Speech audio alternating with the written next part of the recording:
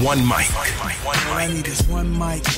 It's just different. One mic with Big Mike. The overall tenor of what he's saying is very stupid. And they say his style is too urban for the radio. Maybe it's not racism. Maybe it's placism. Brother has to know his place, right, Bob? One mic with Big Mike. Things aren't always what they seem. A sports talk show, but no subject matter is off limit. Don't just tell me that the reason something's being done is because that's the way it's always been done. Because the first thing I'm going to say to you is slavery.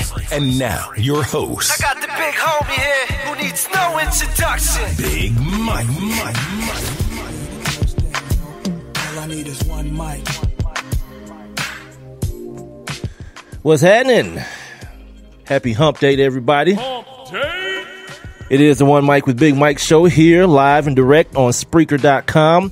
I'm also live on the Spreaker app. You can check me out on TuneIn and, of course, the website onemicwithbigmike.com.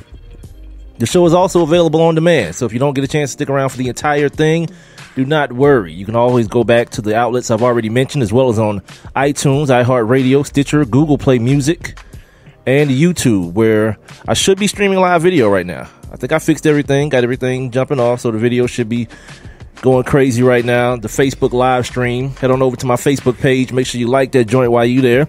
It's facebook.com/1MICWITHBIGMIKE. Also use that handle, that screen name or whatever it's called, for my Twitter and my Instagram, so you can answer the hashtag, put it on the poll questions brought to us by sportsnewsandbrews.com. I got a couple of them up already, so I'll in a couple minutes here, I'll get those out to you. If you guys want to be a part of the show and you want to participate with what I got going on here today, simple. All you got to do is text 404-902-8104. You can also jump inside my live interactive chat room. I already see I got some chat room members up in here already. Let me go ahead and check this out real quick, see who's up in the building. Of course, my man Big L, I am No Dose, up in the building. What up, fellas? You guys can join him in there. Just listen to the show via Spreaker, SPREAKER.com. Make sure you sign up for your free Spreaker accounts. Once you do that, follow my show, One Mic with Big Mike, and then click that little thought bubble icon you see on the streaming player. It'll get you right up here into the live interactive chat room. If you don't want to go through all that and you just want to check me out on Facebook for all the weirdo lookers in you, just head over to Facebook. You can leave your comments below the live streaming video on Facebook. All right, so today's Wednesday. Breaking news. Not a whole lot to talk about. Football season's over with. Not a whole lot of sports stuff to talk about, I should say, but it's an opportunity for someone like me who doesn't have the constraints of, strictly sports and all that kind of stuff, to just talk about sports. But I do got some sports stuff to talk about. I see my man like Big L's coming out the gate firing. What black head coach, after being fired, got 2 championship team high-level jobs in the same year as he was fired? Big L? Oh boy, it's called the complexion for the protection, homie. You've heard me say it on this show many a time. It is called white losing. Rich white men in America don't lose the same way we do. When they lose, Donald Sterling gets $2 billion. Steve Sarkisian, he gets a job with Bama and a job with the NFC Championship Atlanta Falcons. But we'll talk about that here in just a second. Let me set up the rest of this show real quick. 7:30. I tracked this guy down, stalked him a little bit, hunted him down. My man, you guys know him from couple of those Jordan championship teams. He's one of the illest dudes to ever shoot a basketball, man. He hit, 19 in a row at the NBA All-Star Game 3-point contest one year. He's a three-time 3-point shootout champion and a hell of an activist, man. He's a man that's about the people. My man Craig Hodges decided he's going to join my little podunk show, man. So we're going to hear from him at the bottom of the hour.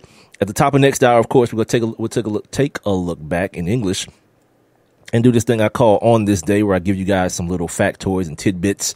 It's Black History Month. I got a couple of Black History facts in there too. Not purposely, they just happen to come up on this month or on this episode of On This Day. So we'll talk about that. This show is going to kind of be a little bit about activism. I didn't plan on it to be that way, but as I kept reading and more stuff kept going into my ear as I'm reading, it just kind of materialized here really within the last hour or so. So we'll talk about some other athletes that are making a little bit of noise here. Guys not going to the damn to the White House. Shout out to them. But I also want to talk about this dichotomy within the NBA. You know, the old versus the new. If you guys listen to the show, you heard me mention it before. Last time I was talking to my man Jovan Buha from ESPN, we talked about that, man. Like the old guard not wanting to let go and understand what the hell is happening to them right now. What the hell is happening to the league right now? So that, and a couple of little wacky stories that I got that I thought was just mad funny.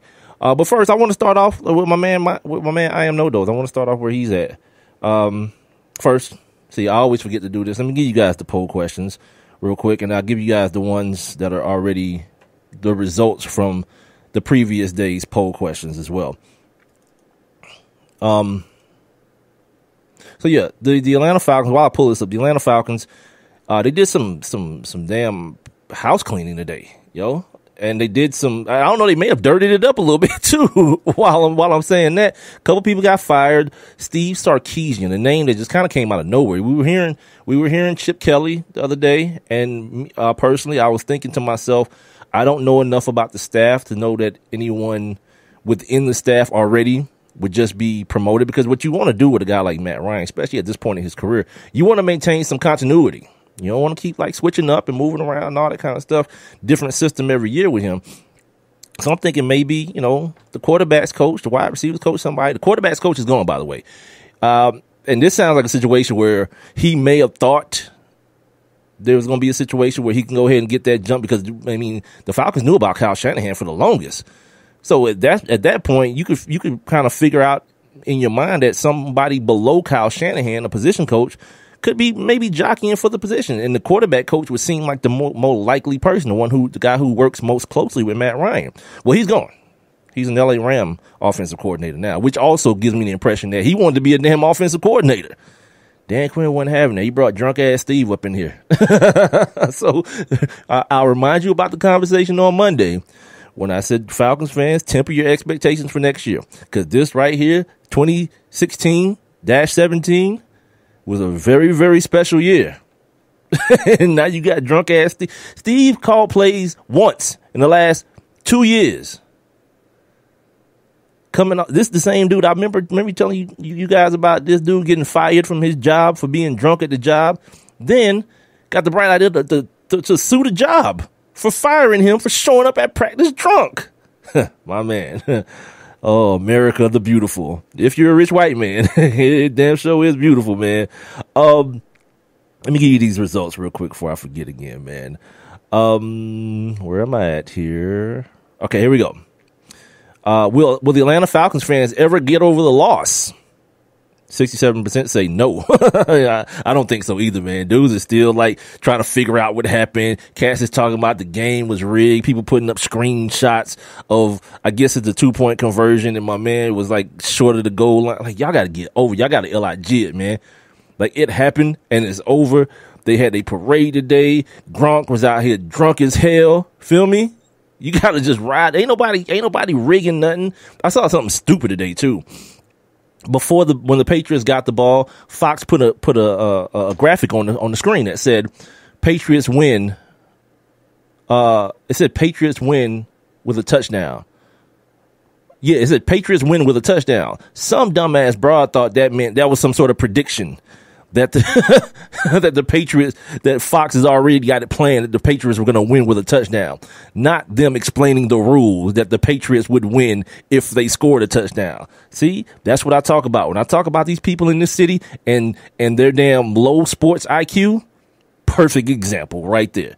Because it's not good enough to be smart. You got to be emotional about everything, because everybody's cheating against your team, and everybody's got it out for your team, and it's rigged. Yeah, it wasn't rigged when it was 28-3. Everything was all good just a quarter ago. Y'all got to get over that, man. Cats talking about they want to cry. Memphis talking about the weather. It's been gloomy outside because that's everybody's tears, man. Y'all need to stop playing. Don't act like this. I don't know, man. With Terrell Owens not making the Hall of Fame this year, the NFL Hall of Fame is blank, and 93% said trash. Yeah, I think the same way, and I got an update on that story as well. Patriots wide receiver Michael Floyd was inactive for Super Bowl 51. Would you rather be active for the losers or inactive for the winners? Yeah, we got some front runners. Inactive for the winners, 62%. Boy, you MFers. Who do you think took Tom Brady's jersey? They still haven't found Tom Brady's jersey. These white folks got the Texas Rangers. Like, they could be hunting down serial killers or child molesters. They hunting down a football jersey. Tom Brady's jersey. 43% say they think Gronk got it. Yeah. Let me tell you something about Gronk. And I got a poll question about him. And I've been saying this for a couple of years. There's no white man in America that's more happy to be white than Gronk. Could you imagine anybody, any other human being of any other race in the NFL doing the stuff that he does? Please. Good for him, dude. Take advantage. Take advantage, man.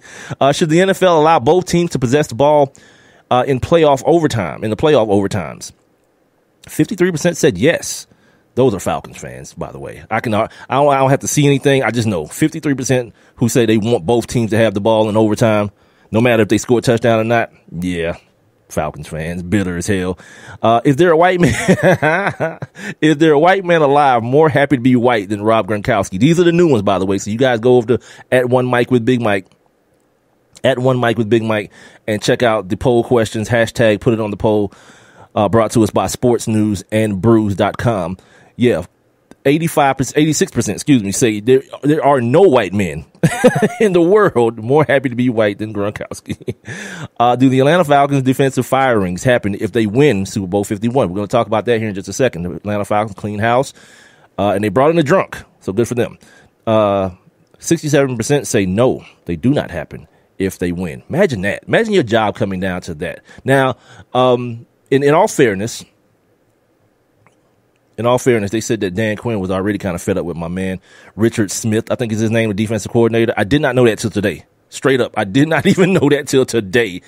He was kind of fed up with him until all the way since the midway point in the season. And he started calling plays around that time. So it may have been a way to save his job, but the job may have already been, he may have already been fired before then. And finally, is Tom Brady's wife right to want him to retire and get out while he's ahead? 67% said yes.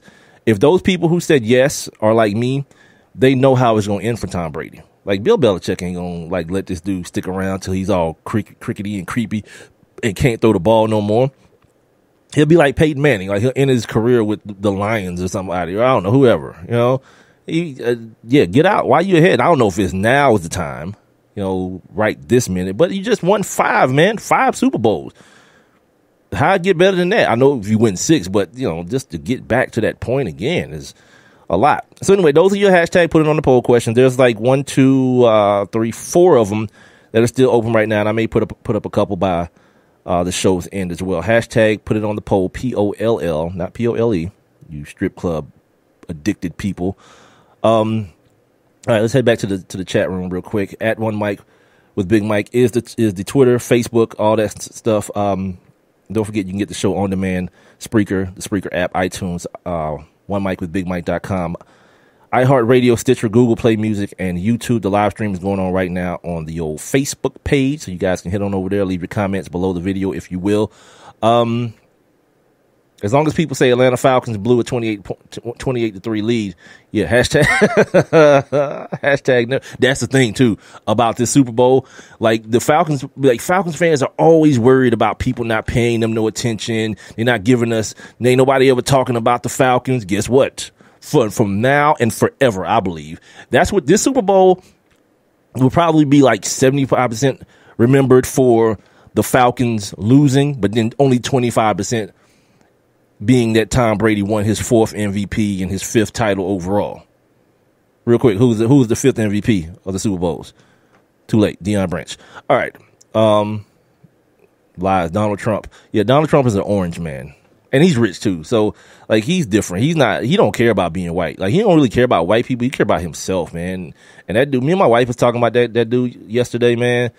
Like that dude is he might be seriously troubled. And I don't know how many of you guys know this. I looked this up. that to be president, you do not have to have a psychological evaluation. How is that a thing? Like, how? Whatever. And Big L, you're right. They don't know who killed Biggie and Pac, but they looking for Tom Brady's damn jersey. Yep. That's what it is when you have the complexion for the protection, man. It's all good. It's all good. All right, so let's talk about Steve Sarkisian. Speaking of the complexion, having the complexion for the protection, my man 16 months ago was being fired from his big-time college football job after leaving another big-time semi-big-time in Washington, right? Had this dream job. It's like everybody that has the dream job at USC ends up getting fired or having to leave. Like Pete Carroll had to leave because Reggie Bush mama got a house, and Lane Kiffin, whatever else was going on with him and Pat Fitzgerald is the AD over there. Now Steve Sarkisian, he loved the taste of that liquor. Can't even let it go for practice. And now they bringing him to the A to hold it down for the 2016-17 NFC champions. And I talk about like this concept of hope on my show, and I can't stand it. Like, hope is not even a thing for me. Like, either do something or don't do something. But hoping that something's gonna happen, people got faith in Sarkisian. Why? Like, if I told Falcons fans like 3 months ago that Kyle Shanahan's leaving, and I did.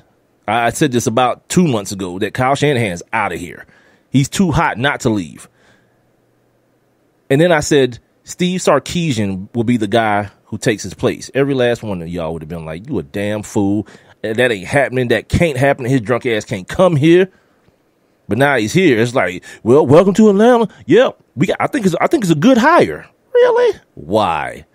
Now I read an article today that spelled out his, I guess, philosophies and his resume of sorts when it comes to being an offensive play caller. Look, I saw what the man did in the championship game, the college football championship game, and it was eerily similar to what we saw in the NFL championship game, in the Super Bowl. You know, one team didn't hardly run no plays. By the end of the game, the other team's defense, or that same team's defense, was gassed, and the other team had a special quarterback that was allowed to make special plays coming down the stretch and beat that tired defense. Same dude. You know what I mean? Or same circumstances. So I saw this article today. It was in SB Nation. John David. Is this the one I read? John David from USA Today, as a matter of fact, is where the article's from. He talked about how Dan Quinn's talking about my man says he says, quote, as a play caller, I felt like no one. Number one, what an aggressive play caller he's been through the years.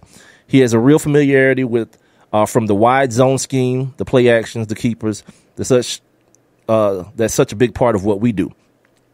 All right, cool. And if you remember, Steve Sarkisian was here, like when he was like between gigs before Nick Saban snatched him up. He came here. He went and toured a couple of different NFL teams, and did that thing that these coaches that get fired, like Jim Tressel did one time. And from my understanding, someone who was here when he came, he said, yeah, this is where I want to be. This is where I need to be. And he says it, and the assumption is he means I need to be back coaching. But now, in retrospect, did he mean like I need to be here, like here in Atlanta? At this point, it don't matter because he's here now. The linkage between, and this is why the complexion for the protection is who you know. The link between he and Dan Quinn is Sarkisian, before he went to Washington, was the offensive coordinator at USC under Pete Carroll, of which, of course, that's where Dan Quinn came from in Seattle, under working as a defensive coordinator under Pete Carroll. So they have that kind of like, your daddy's my daddy, so that make us brothers type situation. And now he done hooked this man up. It's amazing. Like, everybody who won't say that, like, I'm watching them all off season kill this man Willie Taggart, man. Like, Willie Taggart had to fire his offensive coordinator because he got suspicion of DUI. He wasn't like, convicted of none of that kind of stuff yet. And we've seen like people in prominent positions beat these raps. You know, breathalyzer was faulty, and you hear all these kind of things. So it's possible he could have beat the rap, but he didn't. He wasn't able to. He got fired. My man Sark is on tape, B, at a function, ranting and raving and cussing and drunk as hell. And it's like, you know what? That's okay. That's all right. You know, no one's uttering a word about that. Well, because now he's in a position of sympathy. You know, because alcoholism is a disease and all this kind of stuff. All right, okay, let's not even, we don't have to have that conversation. I don't know many alcoholics, I don't think. I'm not one myself. So if you say that's what it is, that's what it is. But at the end of the day, if and when this situation, like all I know is this, because I'm not going to predict the situation blowing up in the face of Dan Quinn and Dimitrov and those guys. But all I know is this. It always feels like the black kid, not the grown man, the black kid in college always has to wear his discretions for life.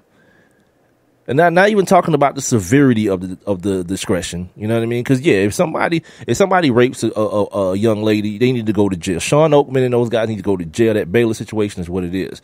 But then there are situations that have gray area in them. That kid at Florida State, when that girl punched him and kicked him in his balls, and he put his hands on her, well, there's a little gray area there. Because what I know about the law, that's assault. Like in the social media world of things and the perception of things and this whole belief that you should never, ever hit a woman, it doesn't get looked at like that. But legally, by the law, you can't just have a disagreement with somebody and put your hands on them, man or woman. And then when that person puts their hands back on you, that's defined as self-defense. That happened in the Joe Mixon situation, and it happened with that kid. I can't remember his name to save my life ever. That kid at Florida State. Now, you can get into the moralities of all that and men being stronger than women. I'm talking about legally, the stuff that's written in black and white. See, we never explore that side of it, but all we do is say, this kid went from Florida State, now he's down at, where's Lane Kiffin? Florida Atlantic? He's down at Florida Atlantic with Lane Kiffin. And that supposedly was a big deal. Like, the kid is not supposed to get no more chances to play football. He's not supposed to get any more chances to get an education because of that incident. You know, put this kid through all kind of, whatever, anger management and all this kind of stuff. All this maybe unnecessary type stuff. I don't know how necessary or necessary it was. I just know the kid had to do it to get back into a little bit of good graces. But then when he's done his bid at junior college, now it's like, I can't believe Lane Kiffin signed this kid. I mean, I think somebody should have. And it's not like he's at Florida. He's at Florida Atlantic. Joe Mixon. You're going to hear a lot about Joe Mixon coming up here pretty soon. The combine's on its way. Going to be a lot of stuff talking about Joe Mixon. You know, Brett Musburger saying that he hopes the kid has a successful career and he's able to use the incident to help other people not do the same thing or carry out the same actions. Yeah, Brent Musburger needs to be fired. Brent Musburger is no longer on the air. You can talk to me about that crap about him retiring all you want to. All I know, he ain't there no more. And I know people got pissed off because my man, when they came back from break, he still came back and was like, screw all y'all. I meant exactly what I said. This kid did something he shouldn't have done, in Brett's opinion. And now he hopes the kid can bounce back from it. See, And the fact that that's a problem is more of a societal thing than anything. It's the same reason that a black man going to jail is basically no longer American. You can't do nothing. You can't take part in any public services like housing or food stamps or anything like that. You can't vote.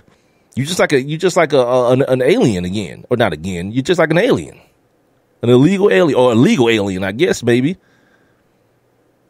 So anytime, like as a black man in this country, you have a discretion, you must wear it forever. It's people still picketing and protesting Mike Vick 10 years later.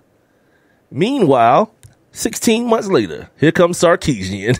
That dude got a job with the national champion runner-up and then turn around and got the National Football League runner-up in the same position. My man, it's all good, man. It is all good. So anyway, Dan Quinn and I'm talking about, the fundamentals of the hurry up offense, Steve Sarkeesian's about that life and all that kind of craziness. What else does it say? Oh, it's talking about all his stuff. I already mentioned this about about his alcoholism, being fired. That dude sued them because they didn't take him being a drunk as a medical condition. my man. Hey, brothers, if y'all listening to this, the next time you run up in the joint high, just start hollering about your glaucoma, cuz. You know what I mean? Next time you run up in your workplace and your boss, he smell that purple on you, just tell him, man, your eyes, and if he fire you, he's firing you because of your disability or whatever. Yeah, man, it worked for the white dudes or whatever, man. Just try it. Oh, man. Oh, God. And then the other part of this story is something else that I talked about. During this whole national championship thing, when this dude said he was going to fire Lane Kiffin the week before the game because he's that much of a genius and Steve Sarkisian could just step in and take over, no problem. And what did I say?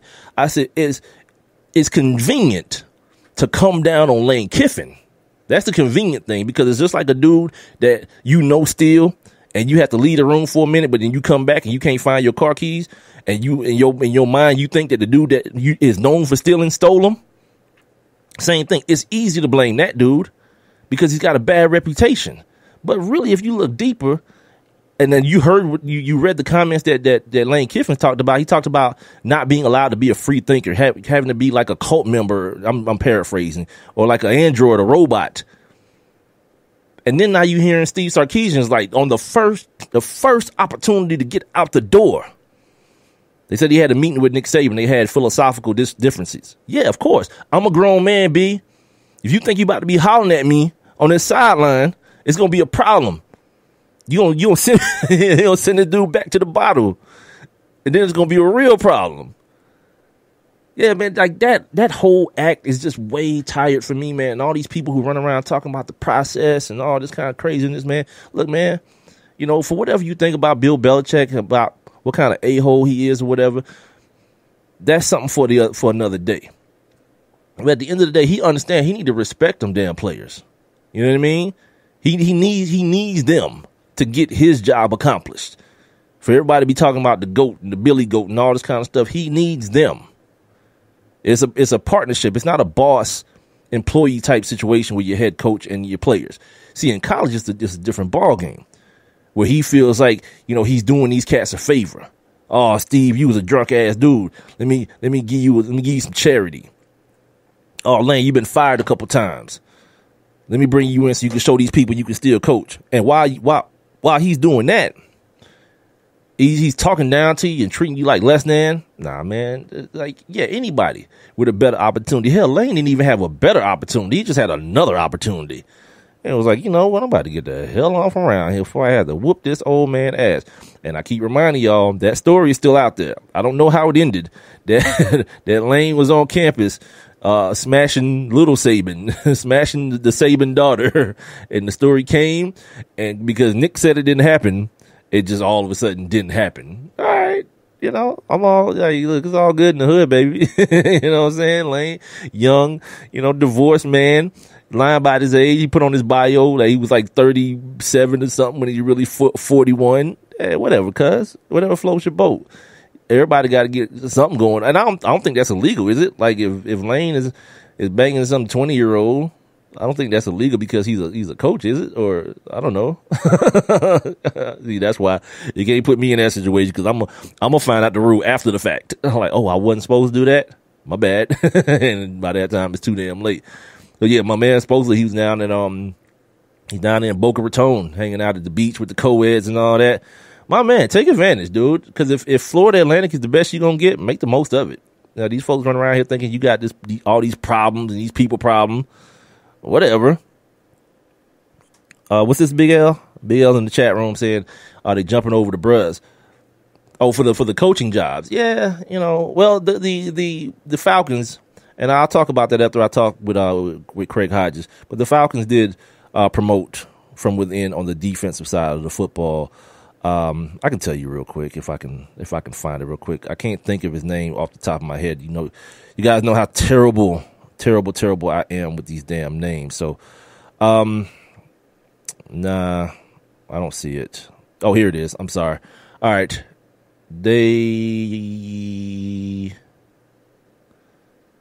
I don't see it. I don't see the guy's name who is the new defensive coordinator. Plays Marquand Manuel is his name. Yeah, I should just said his name. You would already knew what color he was. Yeah, Marquand Manuel is the new defensive coordinator for the Atlanta Falcons. At least that's what I saw reported this morning. So anyway, coming up next, bottom of the hour, got my man, real cool dude.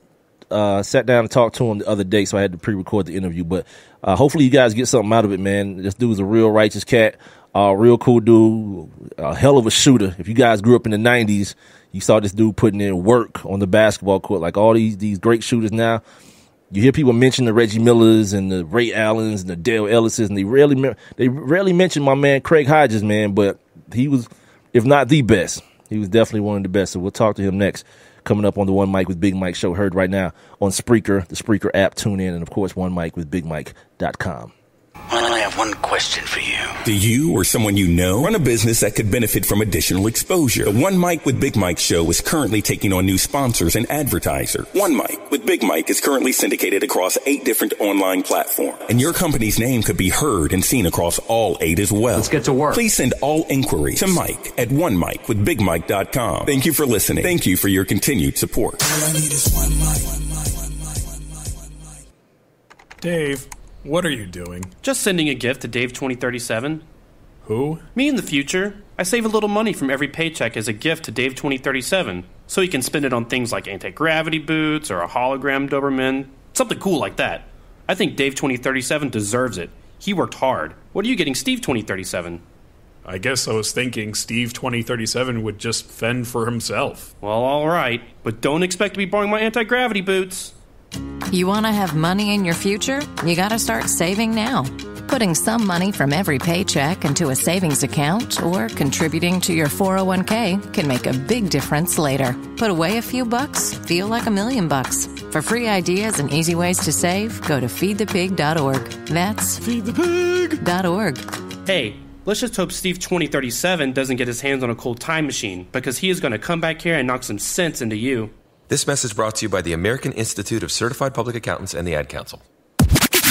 And now, back to One Mic. What are we waiting for? Let's get to it. With Big Mike.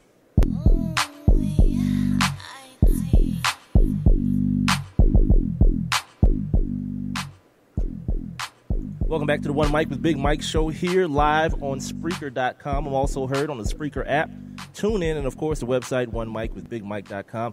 Don't forget, if you want to text the show, you can text in at 404-902-8104. You can also leave your comments and questions below the live streaming video on Facebook, or just jump inside my live interactive chat room if you're listening via Spreaker. Right now, as promised, one of the coldest shooters to ever lace up a pair of basketball shoes, champion, all-star, three-point champion 3 times over. He's also an author of the book Long Shot, The Struggles and Triumphs of an NBA Freedom Fighter. My man Craig Hodges. Make sure you guys follow him on Twitter at Craig Hodges NBA as well. I definitely 100% appreciate Craig doing this. Let me start off with just taking you down memory lane with me real quick. I grew up here in Atlanta, but while we were here in Atlanta, we had the WGN network where all the Bulls games were on. Like, you were the first dude that I never, ever thought was going to miss a shot.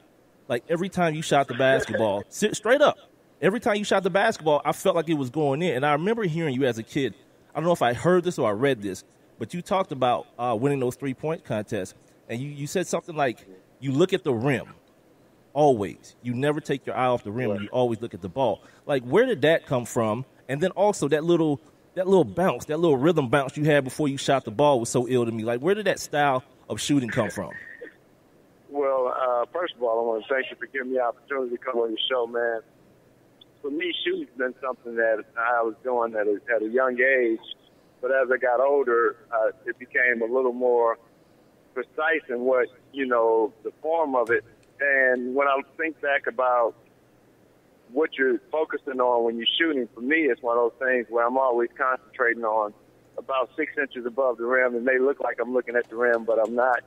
And from that standard, it's just being able to make sure that keep everything calm and composed. And you've done it so many times before that there's no reason not to be able to make every one of them. And my mindset during the contest is just take your time and try to make every shot, even if you don't get through all the balls. Absolutely. A guy whose name really rarely ever comes up, and we'll talk about why that may be in just a second here. But when you start talking about, you know what I mean, you start talking about the Dale Ellises of the world and the Larry Birds of the world and even the 3D Dennis Scotts of the world, like people rarely get to the name Craig Hodges.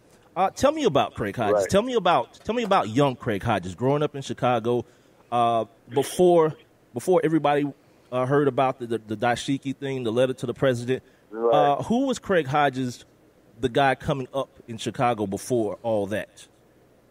Well, I'm a baby of the civil rights movement. I was blessed that, my family was a strong supporter of Dr. King and understanding the need for human and civil rights. And for me being a baby of that, I was able to see a lot of things early in life from a real lens, man. And my mom was very instrumental as secretary of the movement in our area. So caring about people wasn't anything new when I got to the league. It was a matter of basically something that had been fostered in me for a long time. And then I was able to somewhat take it from a creative base of my own individual perspective. And having been blessed to study at Long Beach State in the Black Studies Department, I was blessed to have a perspective that I could really draw upon from my ancestral heritage. Talking right now with former NBA sharpshooter, 3-time three-point champion, Craig Hodges. Make sure you guys follow him on Twitter at Craig Hodges NBA. Now, I mentioned the trip to the White House. Let's give people the backstory for those of you who may not know. Right. Craig Hodges is a guy who played on those championship ball clubs with Michael Jordan in Chicago. Once they won the championship, he ended up doing the ceremonial thing, going to the White House. My man shows up clean, dashiki, you know what I mean? While he's there, handed a letter to the president's secret security people, and the letter inevitably got to the president. A letter kind of describing the things that troubled Craig that were going on as it pertained to black people in the country that we currently live in. Now, before that, before we got to that point, who was Craig Hodges, the activist? Now, before that, because I think now we've gone from where you got it from, your parents being children of the civil rights movement, to all the way to the White House. But before that, what was going on philanthropically with Craig Hodges?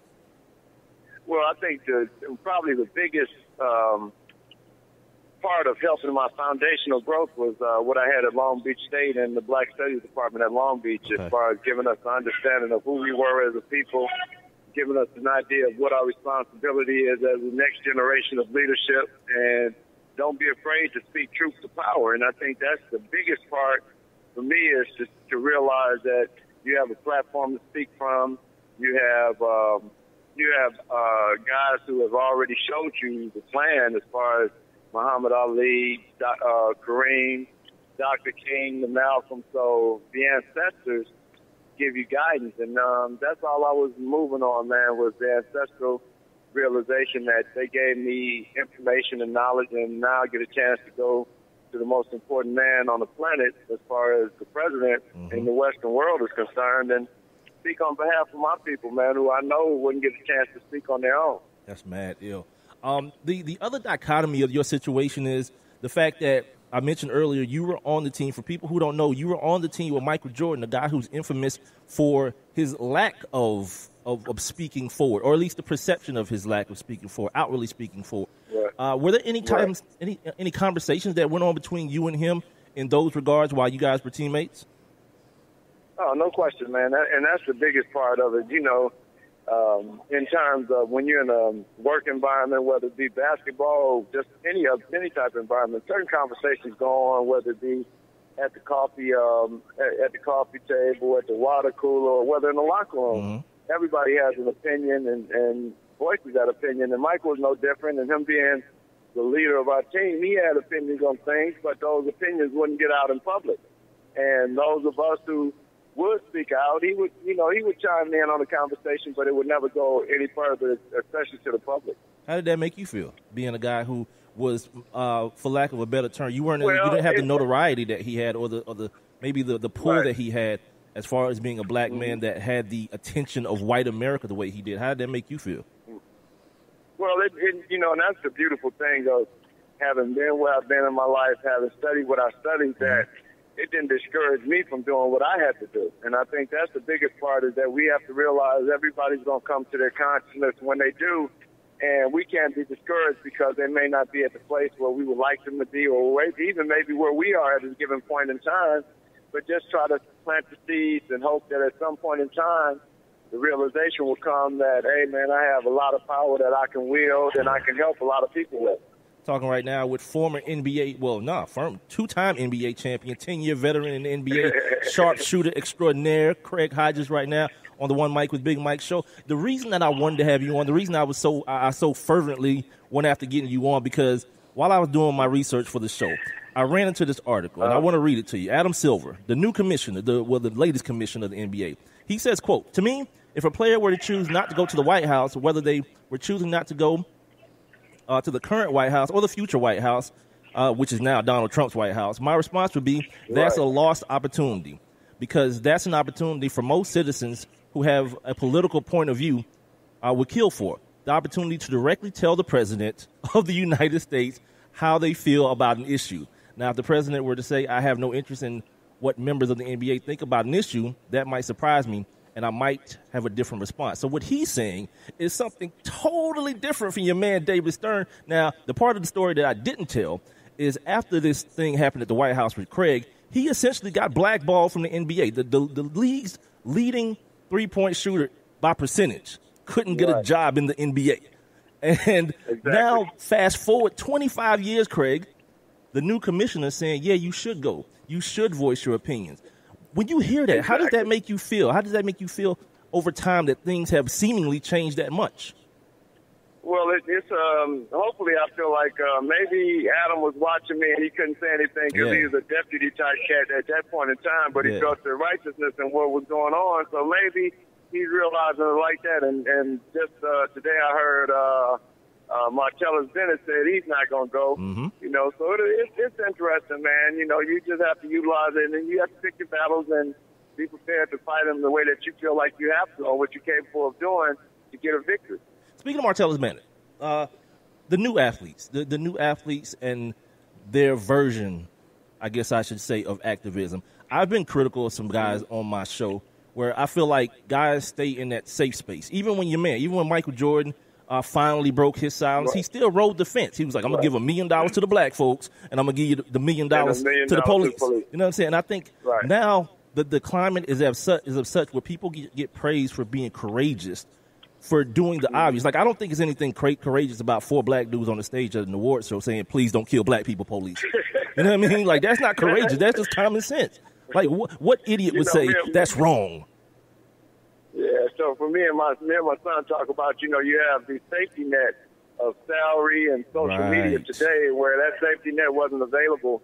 So, you know, some of it is, you know, where we at today, man. And when I look at, you know, the visibility part of it, we need all hands on deck right now. We don't really need I'm an invisible sponsor. I'm not going to tell people what I'm doing. I do what I do behind the curtain or whatever. We need to see it, man. It needs to be visible, proactive movement that everybody pulls their weight. Everybody knows what lane we're rolling in.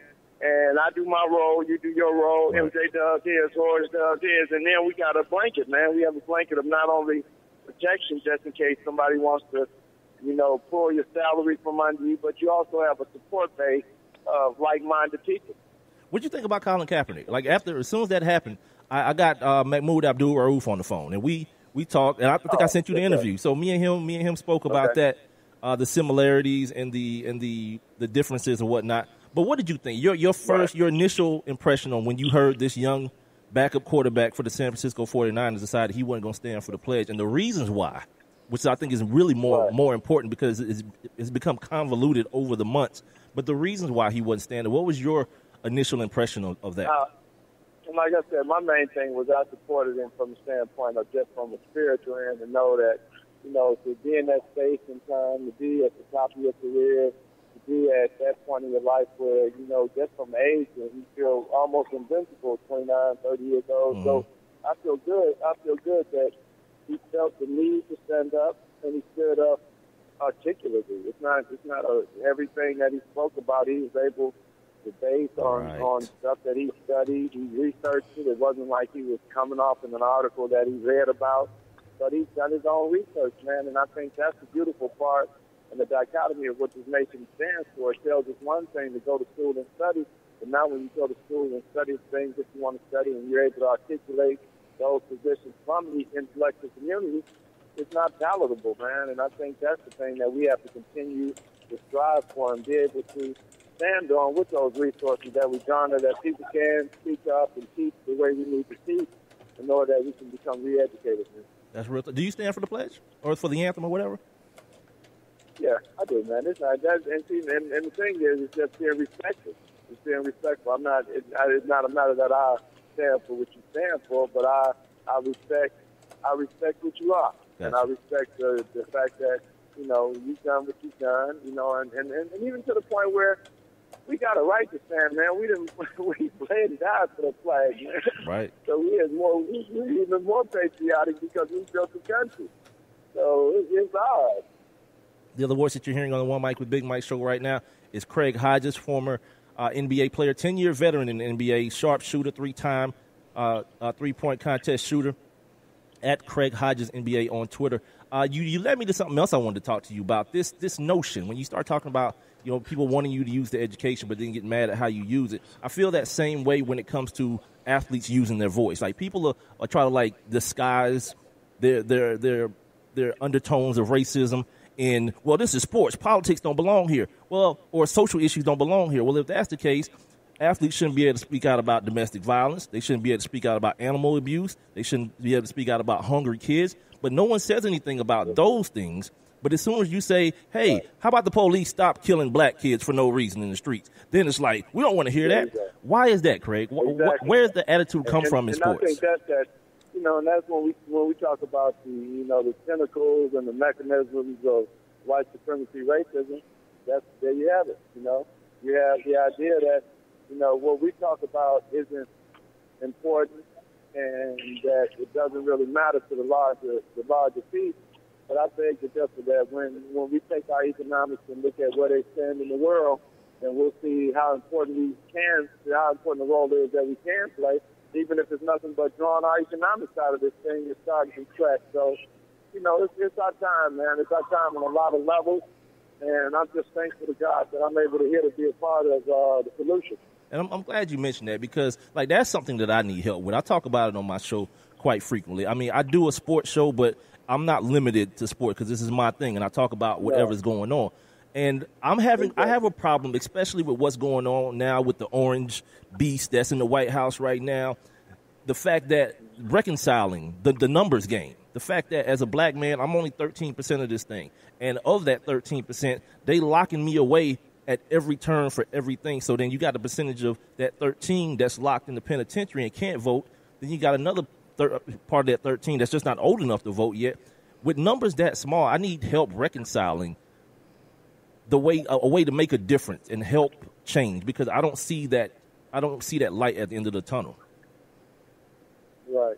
And that's the biggest part, man, is that it's so the proportions are such that it's definitely to a point at some point that when we look at just numerically the things that are going on, incarceration rates, right, recidivism rates, it's just one of those things where we have to understand the economics of it. That it's free labor, man, and the free labor involved is black and brown people, man, and that's why I'm coaching now at my old high school, getting these young brothers to realize that being a student athlete can alleviate some of the, the potential threats in your life, but you got to make sure that you maximize your opportunity and find your passion early and work as hard as you can, man. It's just a matter of work habits, and work ethic is what we got to get our young men to realize that we have the part to play in this thing, and your life absolutely matters. But if you're not taking this so serious, nobody else will.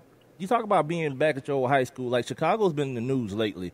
A lot for bad, the murder rate and all that stuff. I was looking at something the other day that was very alarming. I think it was 60 Minutes. There's another issue with the police in Chicago, whereas they've pretty much decided they weren't going to do their jobs anymore. And then the numbers that have come out say the number of stops by the police have gone so far down, and in concert, the numbers of violent crimes and murders have gone so far up. And it almost seems as though, to me, that the people who are in charge of caring have stopped caring about the people in our neighborhoods.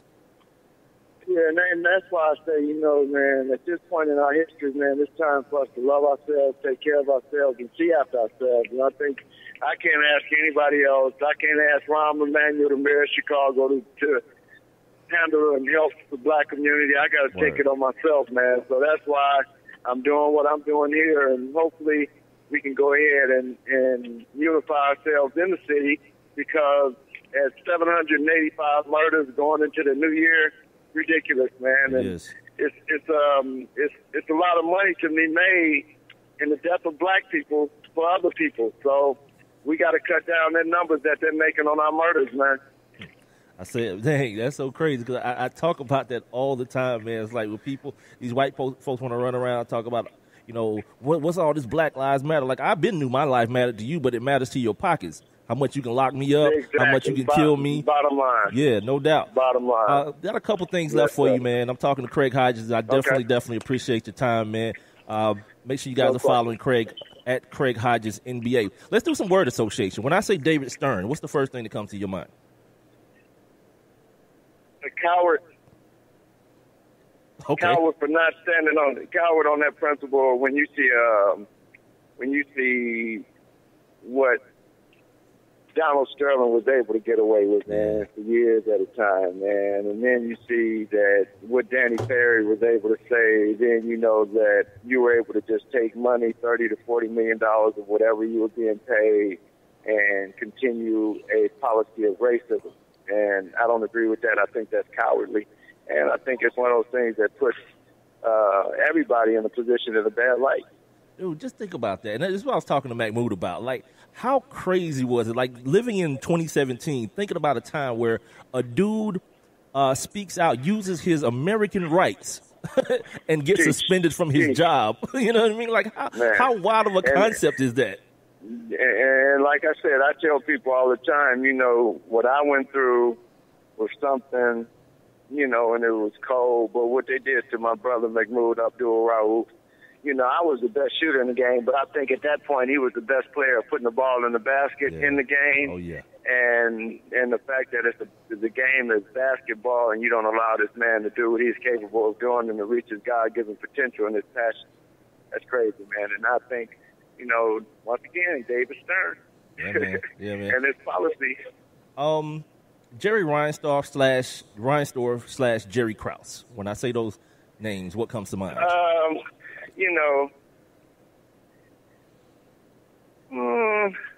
Power brokers. Okay. And I'm going to say power brokers from the standpoint of being able to realize what they had in Michael. Reinsdorf understood what he had in Michael, and the ability for Michael to be able to manifest a whole lot of money for the Chicago Bulls, and then at the same time, Jerry Krause was able to manipulate the system and bring in guys that understood how to get things done on that level, man. So, they were power brokers, man. And in the city of Chicago, they were really power brokers. You still got a relationship with Jordan? I haven't talked to MJ probably in about 3 or 4 years, man. But I'm cool with everybody, man. I ain't got, ain't no reason for us to have no beef. I ain't got no beef with nobody, man. I can dig it. I ain't got enough money. We ain't got enough bread to have no beef with nobody yet. Amen. All right, look at man. I can't let you out of here without talking ball with you, though, man, because I think right now the league is in a good place. I like what I'm watching basketball wise. I grew up in the days in the 90s, but I can still appreciate I don't have to see somebody get punched in the face by somebody else to think basketball is tough. So from a shooter's aspect, who you like watching now? They shoot the basketball. I love how Steph shoots it. Steph shoots it like I shot it. So I like how he shoots it. I like Kevin Durant. Yeah. He's a shooter. I talked to Westbrook a little bit about shooting, so I like to think that the things that we talked about helped his shooting some years ago. So it's a lot of young guys shooting the ball at a good rate and at a good, good precision shot, as opposed to you're seeing a guy who shoots the ball, and this ball is all over the place. What kind of stuff did you talk to Russ about his shot? Because that dude is getting crazy numbers this year, my man. Yeah, just, I told him one of the things that I talked to him about was, shooting his ball out of a 2-foot jump shot is going to give you more consistency. So when you see him coming to them elbows, and he's pulling up out of a 2-foot jump shot, I like to think that's something that he and I discussed, But if not, I'd still love seeing it happen that way because that's the most consistent way to shoot the basketball. Absolutely. That's the craziest thing about Steph, man, because he got those crazy handles, but he always find a way to get himself back on like perfect balance for that quick release jump shot. And I don't think people realize that they see the handles and they see the shot, but the way he gets back to it, and it's so unblockable, a three-pointer. Right, and that's the key. It's a transition game. So your transition from your dribble to your shot is a transitional part of the game also. So the smoother you can make it, the better you become. And he's top at it right now. Absolutely. Last thing I got for you, because you mentioned... Can't forget Kyrie Irving. Can't forget Kyrie. Definitely. Kyrie's he's sweet at the basket, too. Yeah. He's one of the best bad shot makers in the league. I say that respectfully. Exactly.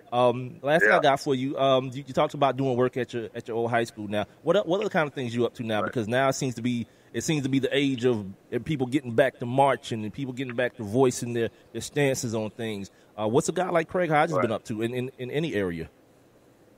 Well, like I said, just finished my book, and that was one of the biggest things in my life, man, as far as challenges and looking forward to doing something. And now I have a platform to speak from and being able to use my book as a way to get young people to realize that, you can do something that not all the time you see as something that may happen in your life, but you never know what time holds for you and what God has in store for you.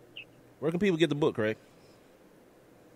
You can get it at Amazon, as well as you can get Haymarket Books, who is the publisher for it. But I'll be coming down there at some time to sign some books, hopefully. Real deal. Long shot, the struggles and triumphs of an NBA freedom fighter. My man, Craig Hodges. This is probably one of the top, you and Mahmoud and Kenny Anderson. I'm going to say my 3 best interviews I've done on this show in the year plus that I've done this, man. Not good because of me, good because of the content that you're bringing, my man. And I appreciate it. Talk to you down the road, my man. You got it. All right. Peace. That's Craig Hodges, man, at Craig Hodges NBA on Twitter. He's a 3-time three-point shootout champion, also a 2-time world champion with those Chicago Bulls, those Michael Jordan teams. My man, if you heard the interview, he showed up at the joint, the White House. You guys see the pictures too, man. My man showed up with the kufi, you know what I mean, the all white. He's out there getting baskets too at the White House with the dashiki on. It's one of the realest things in the history of NBA basketball, and people, it's kind of one of those things that if you don't remind people, it'll get lost in the shuffle, get lost in all this other stuff, guys wearing T-shirts and all this kind of stuff. My man took himself to the White House and gave the president a letter, and the climate was so different that he couldn't even get a job. Like stories of people he knew just saying, look, man, of course we could use your services, but I got kids to feed. I can't bring you up in here. It's gonna be a bad look on me if I bring you up in here, like player personnel people that he knew. So, Craig Hodges is one of those pioneers of the stuff that you're seeing now. Everybody wants to go big, and they talk about Ali, and rightfully so. You know what I mean? But there are others like he and Mahmoud Abdul-Rauf. Colin Kaepernick will end up being. I saw something today on Facebook, and I forgot to what is it called? Repost it or share it. I saw it today, man. Dude going through all of Colin Kaepernick's expenditures. He pledged $1 million in a year, and it's not like the dude is doing he's doing everything so right. He's keeping a total tally of not just who he's giving money to, what organizations, but what it's for, like a running spreadsheet of it, man, publicly, so people know that he's up to $300,000 right now. And plus, we talked about him giving away the Jordans. Part of that money he gave was to the people in Standing Rock to make sure that those people, wouldn't be out there getting sick. They need building materials because they out there living, my man. You know what I'm saying? So if you're one of those people who wonder why, I got this Craig Hodges NBA dude on, we ain't talking about the Bulls and Jimmy Butler, and we're not talking about Carmelo and all this, whatever. I mean, nah. Like, basketball is the backdrop, man. This cat is one of the realest dudes. As soon as I read this article a couple weeks ago and saw Adam Silver was like, he feels like his players should go, and not only should they go, they should voice their opinions to the president. I was like, wait. He said, what? And like Craig Hodges alluded to it, like Adam Silver was in the commissioner's office as a deputy while he was in the league. Like, Adam Silver ain't no new cat to this game. He's been there. So for him to come out and kind of go total opposite of his man, David Stern, just like was big to me. And I was like, let me reach out to this dude. He hit me back. It took a while. I had to kind of, get my stalk on, but I feel like it was worth it. Appreciated Big L. Big L said it was, the best interviews heard this year. Well, thanks to Craig Hodges for that, because I know it ain't because of me. Anyway, man, we're going to come back. I got to do On This Day, and we'll continue this conversation because I got some more things along this line as well. If you guys want to get in on the conversation about the Falcons or about what you heard in the Craig Hodges interview, feel free, man. Text me at 404-902-8104. You can jump on in the live interactive chat room like my man Big L, I am no those have. Just click on that little thought bubble icon you see on the streaming player if you're listening via Spreaker or my website, onemicwithbigmike.com. Or also just leave your comments below the live streaming video here on Facebook. The video stopped a little bit during the Craig Hodges interview, but I caught it immediately and I restarted it, so it's going to be like a two-parter for this episode. So we'll come back. We'll do all that right here on the One Mic with Big Mike show. I have one question for you. Do you or someone you know run a business that could benefit from additional exposure? The One Mic with Big Mike show is currently taking on new sponsors and advertisers. One Mic with Big Mike is currently syndicated across 8 different online platforms, and your company's name could be heard and seen across all 8 as well. Let's get to work. Please send all inquiries to Mike at onemicwithbigmike.com. Thank you for listening. Thank you for your continued support. All I need is one mic. Hey everyone. Let's all stop what we're doing right now and take a moment. That felt good, huh? Just like that, we had a nice special sort of moment together. Of course, they don't all need to be quiet moments to be special. They could be loud moments, goofy moments, sporty moments, dorky moments. Moments where we talk or walk or just hang out. It doesn't really matter. They all count. Because every time dads like us take a moment like that to spend with our kids, well, it's pretty momentous. Sounds like somebody agrees. So let's take a moment to make a moment. Today, call 877-4DAD-411 or visit fatherhood.gov. Brought to you by the U.S. Department of Health and Human Services and the Ad Council. One Mic. All I need is one mic. What's the name of the show? One Mic with Big Mike. Ain't nobody getting hurt, ain't nobody, there's no crime being committed. And they say his style is too urban for the radio. This is real life stuff that's happened to me. Well, you know what? You, and you. One Mic with Big Mike. I like to be able to do what I want to do. A sports talk show, but no subject matter is off limits. Meek Mill's concert is not called the Hell Yeah, I Banged Khloe Kardashian concert. And now, your host. Put your hands together for the one, the only Big Mike. All I need is one mic. Hell yeah, we on over this hump, man. It's hour number 2 here on the One Mic with Big Mike show. I want to thank my guest from last segment, the homie Craig Hodges, 3-time 3-point shooting champion in the NBA, also 2-time champion, 10-year veteran. My man got blackballed for being a black man. How about that? It is the One Mic with Big Mike show. I'm here, man. I'm up in here, Spreaker.com, Spreaker.com. There's also an app, so make sure you check that joint out, log in. Sign up for your free Spreaker account.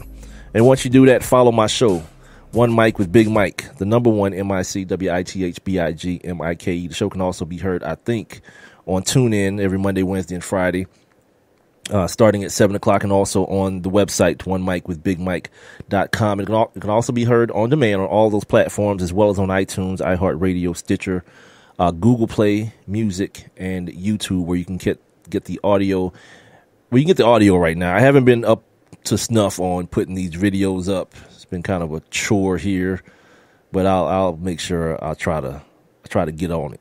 Don't forget, you guys can be a part of the show via the hashtag Put It On The Poll questions. Just go to my to my Twitter, One Mic with Big Mike on Twitter.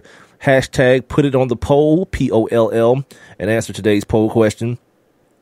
Also, you can text me at 404-902-8104 or jump inside or leave your comments below the live stream video here on Facebook. Freaking No Dose is such a jerk.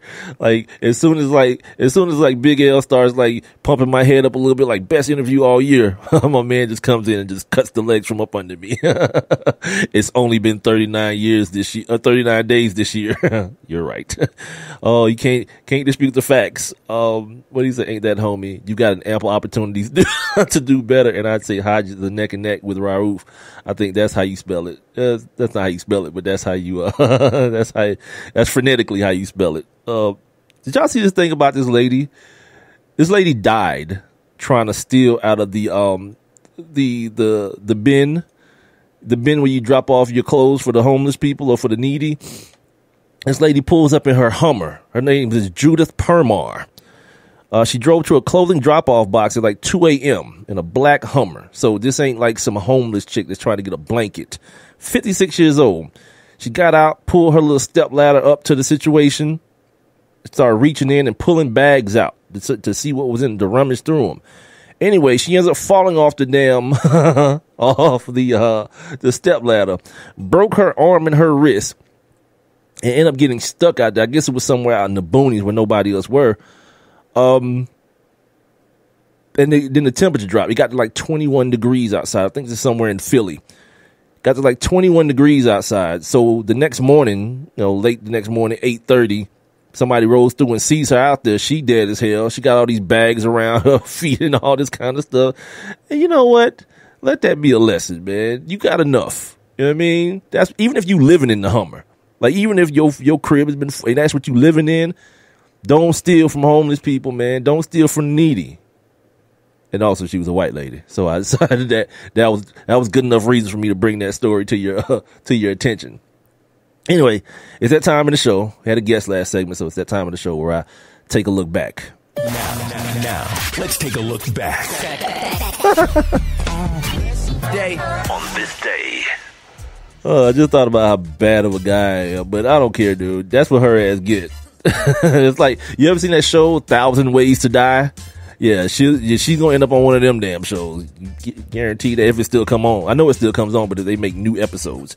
Anyway, on this day in 1935, the first ever NFL draft happened. Jay Berwanger of the University of Chicago was the first pick by the Philadelphia Eagles. He never plays in the NFL.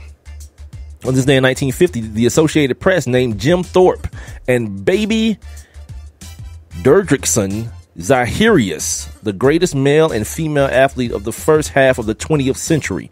On this day in 1960, here's some black history. The Boston Celtics' Bill Russell becomes the first NBA player with 50 rebounds. He ended up with 51 in the game. On this day in 1963, the AFL's Dallas Texans become the Kansas City Chiefs. I didn't know that. On this day in 1972, hashtag Black History, Josh Gibson and Buck Leonard are selected to the Baseball Hall of Fame. On this day in 1983, baseball orders Mickey Mantle to sever ties with the Claridge Casino. That's weird. Like, wouldn't Mickey Mantle be like 1,000,000 years old in 1983? Like, why he got to stop doing business with a casino? He definitely can't play no more. See, baseball. On this day in 1984, one more time, hashtag Black History Month. Kareem Abdul-Jabbar broke Wilt Chamberlain's record for 12,681 goals. This should be field goals. He scored 15,863 field goals before retiring in 1989. Shout out to Lou Alcindor, a.k.a. Kareem Abdul-Jabbar. On this day in 1986, A-Town, stand up.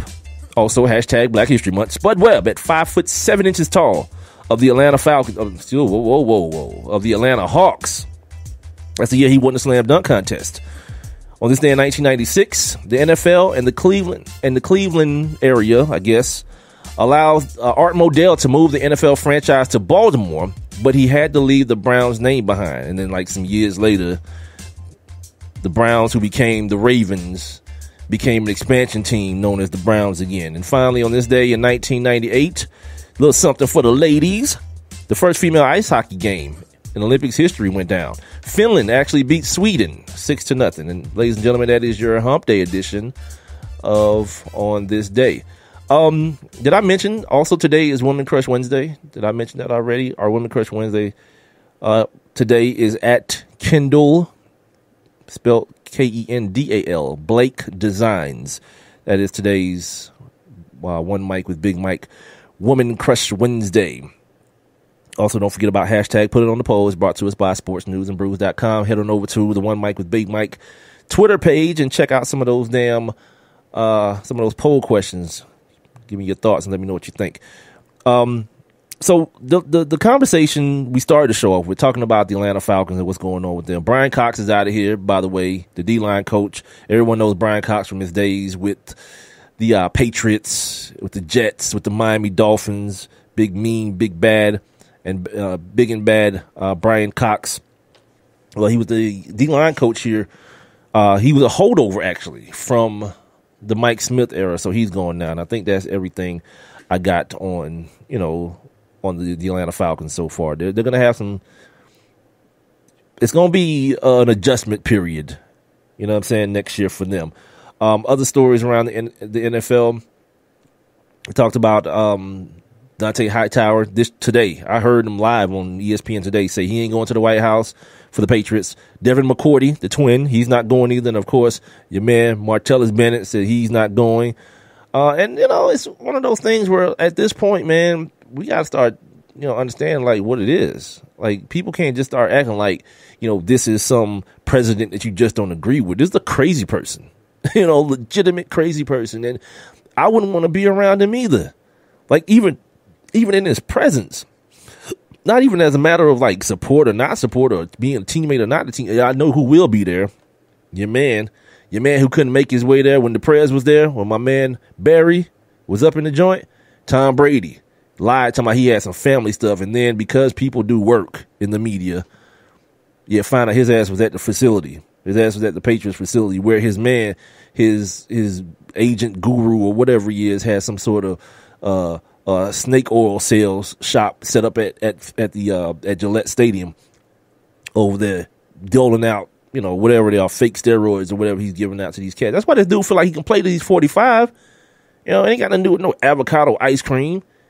He got a dude that know how to cheat the system, allegedly. Well, not even. I'm saying it. You know what I mean? I'm just saying it. Like I ain't gonna give him no more of a pass, and I give Barry Bonds.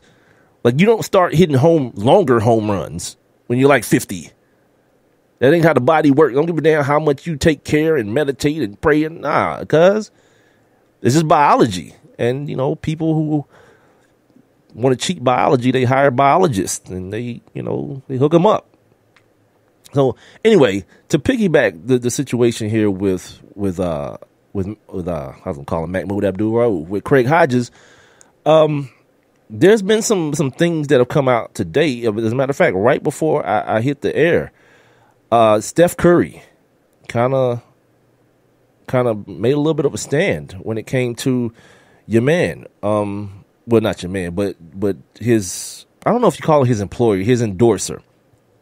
Before I get to that, I was about to read this thing from Martellus Bennett, and I damn near forgot.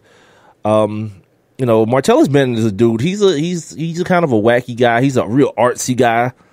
He likes to draw. I don't know if you guys have ever seen the profile on him. I don't know if it was on HBO or ESPN, the magazine or whatever, but he's a real, like, different kind of character. He's a guy who he and his brother, his mom walked out on him. His dad raised him partially by himself, and then he remarried, and their stepmom stepped in and kind of just let these guys be themselves and be free spirits. And then you see that come out with them. They say basically what they feel and what they want to say. And a lot of it, I mean, a good portion of it, when they're being serious, especially Martellus, when he's being serious, is something to take note of. And he talks about his decision not to go to the White House. He says in a, I don't know if these are tweets or what this is, but when you look at me, what do you see? I know you want to ask me what sport I play. I mean, what else could I possibly be besides an athlete? When you look at me, see the father, the awesome dad, the author, the film director, the business owner, the champion, the friend, the I don't know what that says. Huffy Puff Beast. See, that's the weird stuff. The Huffy Puff Beast. Shut up and stick to sports. Enjoy the low hanging fruit, Marty. Don't climb to the top of that apple tree and taste that high hanging fruit. This is the part of the reason why I'm working to build art centers and computer labs for kids to learn coding. That's ill. I'm not building gyms. I'm not interested in building football fields or doing football camps. I'm interested in doing film camps and coding camps. My MFing guy. You see what I'm saying? Like, some of these dudes are just a little bit more. When you kind of peel stuff back, you see these big athletes, and especially guys like this being wacky and all this. But this is a dude that, much like Colin Kaepernick and much like Craig Hodges, who I just spoke to, understands that his position in life is much, much bigger than himself. You know what I mean? And it's much bigger than, like, I think the easy thing, and I think he alludes to that, the easy thing is for a football player to do a football camp. You know what I mean? Come on out to Roddy White's camp. Come on out to Martellus Bennett's camp. Come on. And that's the easy thing to do. But to show a young kid, even if it is a kid that loves football, that you don't just have to be that. That can just be what you do, but not necessarily what you are. Because we find that to be the case in so many situations where guys, you know, a guy like Tom Brady, yeah, he wants to play till he's 45 because he's entrenched his identity into being that football player. And then you have certain guys that when it's time to go, understand that I can leave. You know what I mean? I don't have to play until they drag me out of here and peel this jersey off my back. I'm able to leave because I have other interests. I have other things that I want to do outside of this. This can just be used as a vehicle, as a means to an end. So Martellus Bennett is that guy. He's not like James Harrison. You remember James Harrison didn't go to the White House because if Obama really wanted us there, he would have picked us to win. All right, James. James Harrison, one of those dudes like legitimately in life that I think like I would just automatically shoot. You know, a couple times. Like, if it came down to like a disagreement, it wouldn't be no fight first between me and this dude. It'd be immediate gunplay, and I'd take my chances with the jury. I mean, like, he just come across as that type of dude. So anyway, getting back to the Steph Curry situation. Now, Steph Curry's the founder of Under Armour. He made a statement as it pertains to Donald Trump, saying that Donald Trump may be exactly what the country needs. I got the quote right here. Trump is an asset to the country. Then they asked Steph Curry about it, of course, because he's the face. And then maybe Cam Newton. I haven't really seen Cam's commercials lately since he wasn't an MVP this year, so he can't put his commercials out there, I guess. But mainly Steph Curry. You know, he's the guy who is bringing Under Armour into the basketball arena and getting kids. Like, I see kids like rocking the hell out of the Under Armour sneakers. That's something that I never thought I would see. But he says, quote, I agree with the description. If you remove the E and T from assets, my man. Yeah, my man. So, yeah, he's right. But also understanding that he is in a binding contract with this company. He said he spent all day yesterday on the phone with him.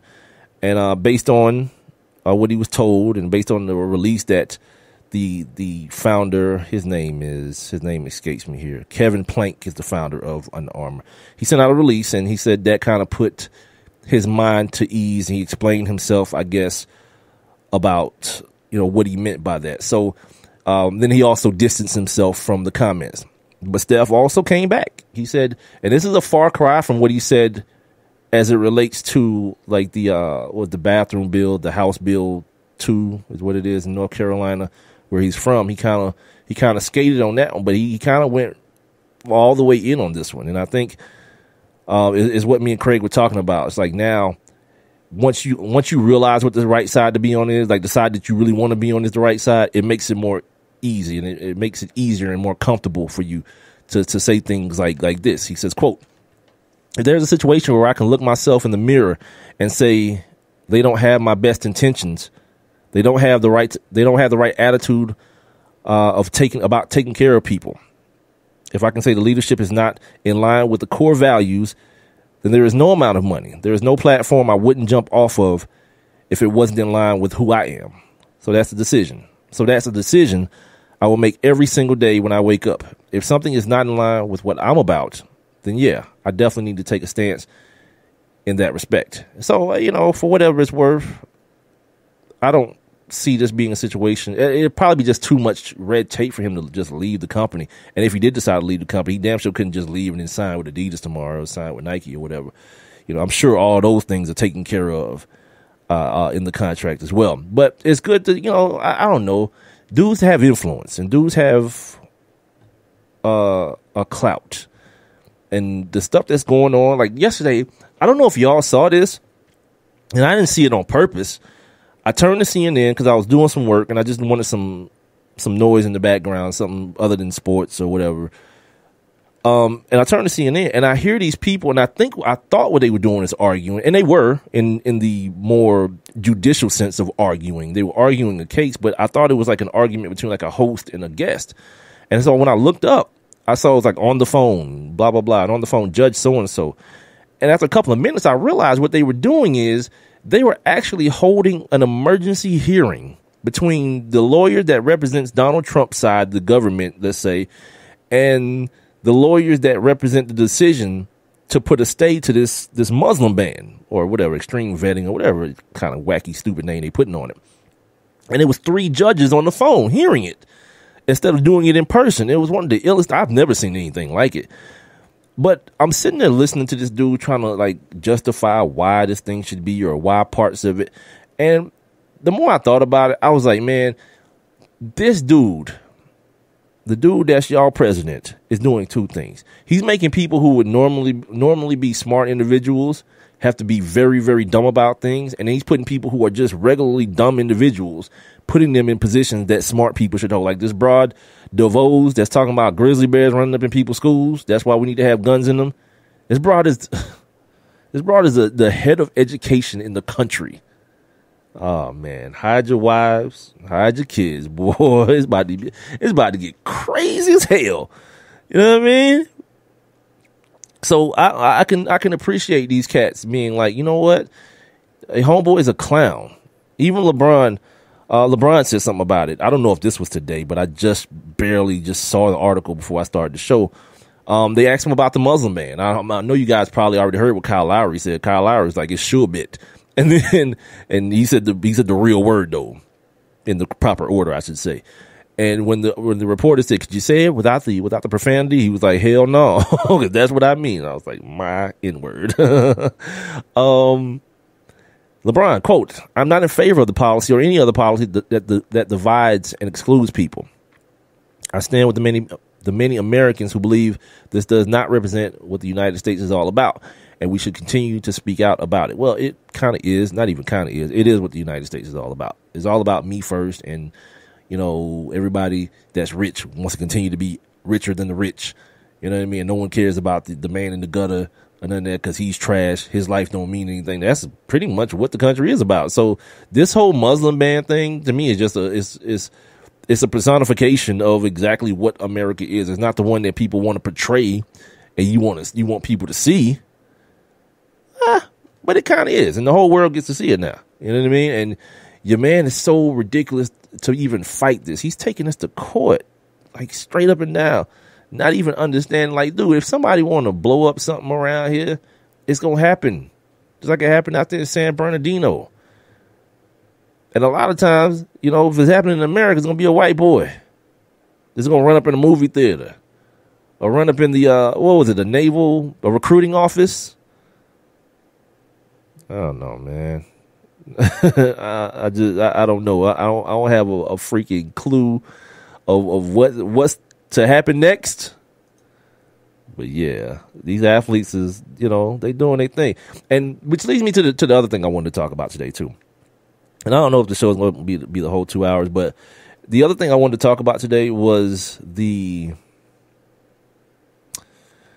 this old versus new thing that's going on with the NBA. Like, that seems to be the constant storyline. If it's not about the Warriors and, you know, Draymond yelling at Kevin Durant, big deal.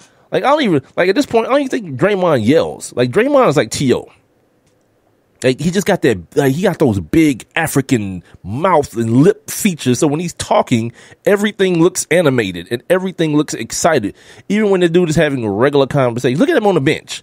When he's just out of the game and saying nothing, his mouth is wide open. I mean, so it's just Like, and I think those things get misconstrued, and people are looking for things to criminalize this dude. Like, look, he's a wild man. He needs mental health and all this kind of craziness. By the way, speaking of T.O., before I move on with this situation, Dan Fouts, former Chargers quarterback, I think he's also a Hall of Famer, said that the reason T.O. didn't get it, he actually said that T.O., he got a fair shake.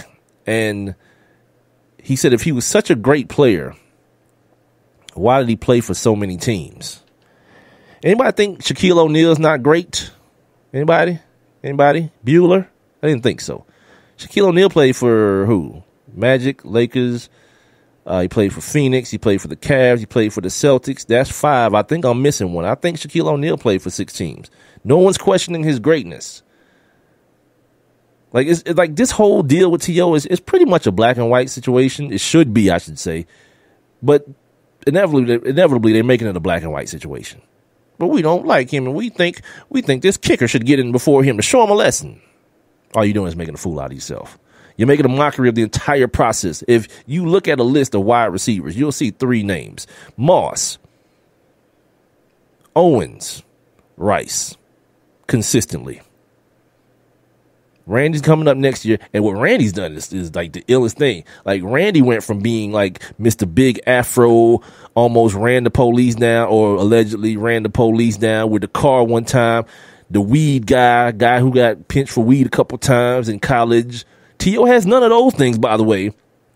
Randy, the dude that people said quit on his team, walked off the field one time. You remember all that stuff? But Randy's now ingratiated himself with the media and become a part of the media. Now you see him on ESPN commercials, and he's laughing and having a good old time with Trent Dilfer and Matt Hasselbeck and all these lower level players. Smart move. Yeah, because that next year, when you come up for the Hall of Fame, people gonna act like they forgot about that. I'm going to guess. And he may not get in next year. They might make him wait a year, too, because the only wide receiver that's gotten in first ballot was the GOAT, Jerry Rice. But ask me if I'm going to be surprised if he does get in next year. Hell no. Hell no. Because he went that route. T.O. was just doing it. He's just doing his thing, and people act like now whatever happened 10 years ago or whatever with Donovan McNabb is like the thing to hold over his head. Fine. The whole, like, it's to me, it's like telling me the Fab Five didn't exist. You a lie? I saw it with my own eyes. So you can take down banners and take away wins and all this kind of stuff. Any kind of accolades, I don't care. I saw it with my own eyes. It was awesome, and it did exist. So you telling me that T.O.'s playing career doesn't equal the Hall of Fame one? All right. You can tell yourself that. And this ain't me, like, I'm not bumping for T.O. I don't care necessarily, but from here on out, just like baseball, don't get sanctimonious about your little museum. You know what I'm saying?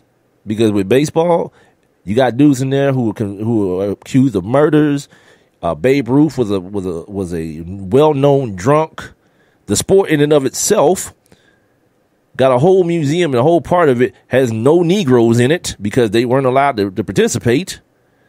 So when people start talking about, man, all these home runs, Babe Ruth, and what's the other dude's name? The other dude that hit 60? I don't care. Because you know who wasn't playing? Satchel Paige and them cats. You weren't letting those Negroes play to balance it out. And he's like, I don't care about your stupid records. Yeah, you can keep them. Or your museum. And I feel the same way now about baseball. I've already felt that way about basketball because everybody gets into the Hall of Fame of basketball. It's not even the NBA Hall of Fame. It's the Basketball Hall of Fame. So if you're Yao Ming and you came from China and you were 7'6", welcome to the Hall of Fame, player. You know what I mean? So that is what it is. One more thing before I'm going to take a break here in just a second. I'm going to come back because I know I kind of broke off and start talking about this T.O. situation. But I want to talk about, on the other side of the break, this thing that's going on in the NBA with these old cats, they being so rigid as far as the progression and where the power, the pendulum of power is swinging. And then also I want to talk about the other side too. Some of this like oversensitivity that's going on with the players, with the people who think they're backing the players. It's like a twofold conversation to have. But the last thing before I break, not D'Orlando Ledbetter. That's my man. No, DeMaurice Smith the president of the Players Association in the NFL was talking about how a repeal in Obamacare could really F up NFL players. And I was like, let me read this. What's going on here? But he's right, because one of the provisions of Obamacare is that insurance companies can't take into consideration previous conditions. Man, if you're a football player, hey, you got a gang of them joints, and eventually, like, guys' insurances be running out. So they're going to need some sort of like this, like Obamacare, especially if you want like a high-paid $50 million quarterback. And then these people, you're going to need some sort of insurance to cover medical costs when things start going wrong for you. And I felt like that was a good point and something that needed to be brought up. And I didn't hear it on no ESPN, nowhere, Sports Center, none of that. And I just felt like, for the half a person that listens to this show, maybe you can, tell your half a friend and so forth and so on, man, that these things that Donald Trump is doing, man, they have far and wide reaches all the way into the areas of sports that, especially a sport that's always harping on, player safety and this and that and the other. So we'll take a break, come back, talk about the NBA a little bit here before we get up out of here. And if you still got anything you want to say about the Falcons or about my man Craig Hodges, 404-902-8104 is my text line. You can also leave your comments below the streaming video on Facebook or jump on in this live interactive chat room. Just go to Spreaker, the app, or my website, onemicwithbigmike.com, and click on that little thought bubble icon. It'll get you right up in here. It's hump day, man. I'll be right back. Do you or someone you know run a business that could benefit from additional exposure? The One Mic with Big Mike show is currently taking on new sponsors and advertisers. One Mic with Big Mike is currently syndicated across 8 different online platforms, and your company's name could be heard and seen across all 8 as well. Let's get to work. Please send all inquiries to Mike at onemicwithbigmike.com. Thank you for listening. Thank you for your continued support. All I need is one mic. We asked kids what it took to be a dad. This is what they had to say. A father is always present. I mean, what real father figure can you have if they're not there? In order to be a good dad, you need to love your son. You need to put gas in your car so you don't break down in the middle of nowhere. And you need to make them breakfast. Yep. I mean, just to maybe play like a board game with me, or to just stay home and play some video games with me. Just to do like that one little thing is what I really look forward to. I'm not asking him to be a perfect dad, but he should try. He's just a constant force in my life. There's no other type of love like a dad's love because it's not comparable to anything else. Take time to be a dad today. Call 877-4DAD-411 or visit fatherhood.gov. Brought to you by the U.S. Department of Health and Human Services and the Ad Council. And now back to One Mic with Big Mike. And here we go.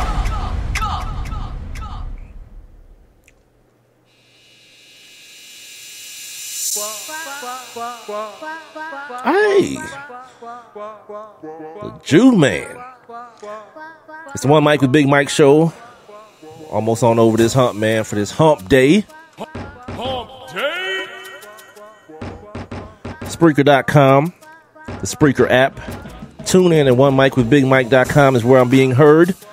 You guys make sure you head on over to Spreaker, man. SPREAKER.com. Sign up for your free Spreaker accounts. Once you sign up for them joints, make sure you follow my show, One Mic with Big Mike. That way you'll get an alert every Monday, Wednesday, and Friday, letting you know when the show is up and popping. I'm going to get to these. I'm going to give you guys an update on the poll results here in just a second.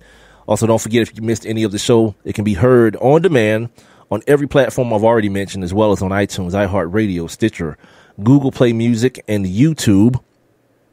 I'm also streaming live video right now on Facebook, so if you're one of those weirdos who likes to watch, please partake. At your own peril, partake. You can contact the show at 404-902-8104 via the text, or you can leave your comments. I do invite you to leave your comments below the streaming video here on Facebook.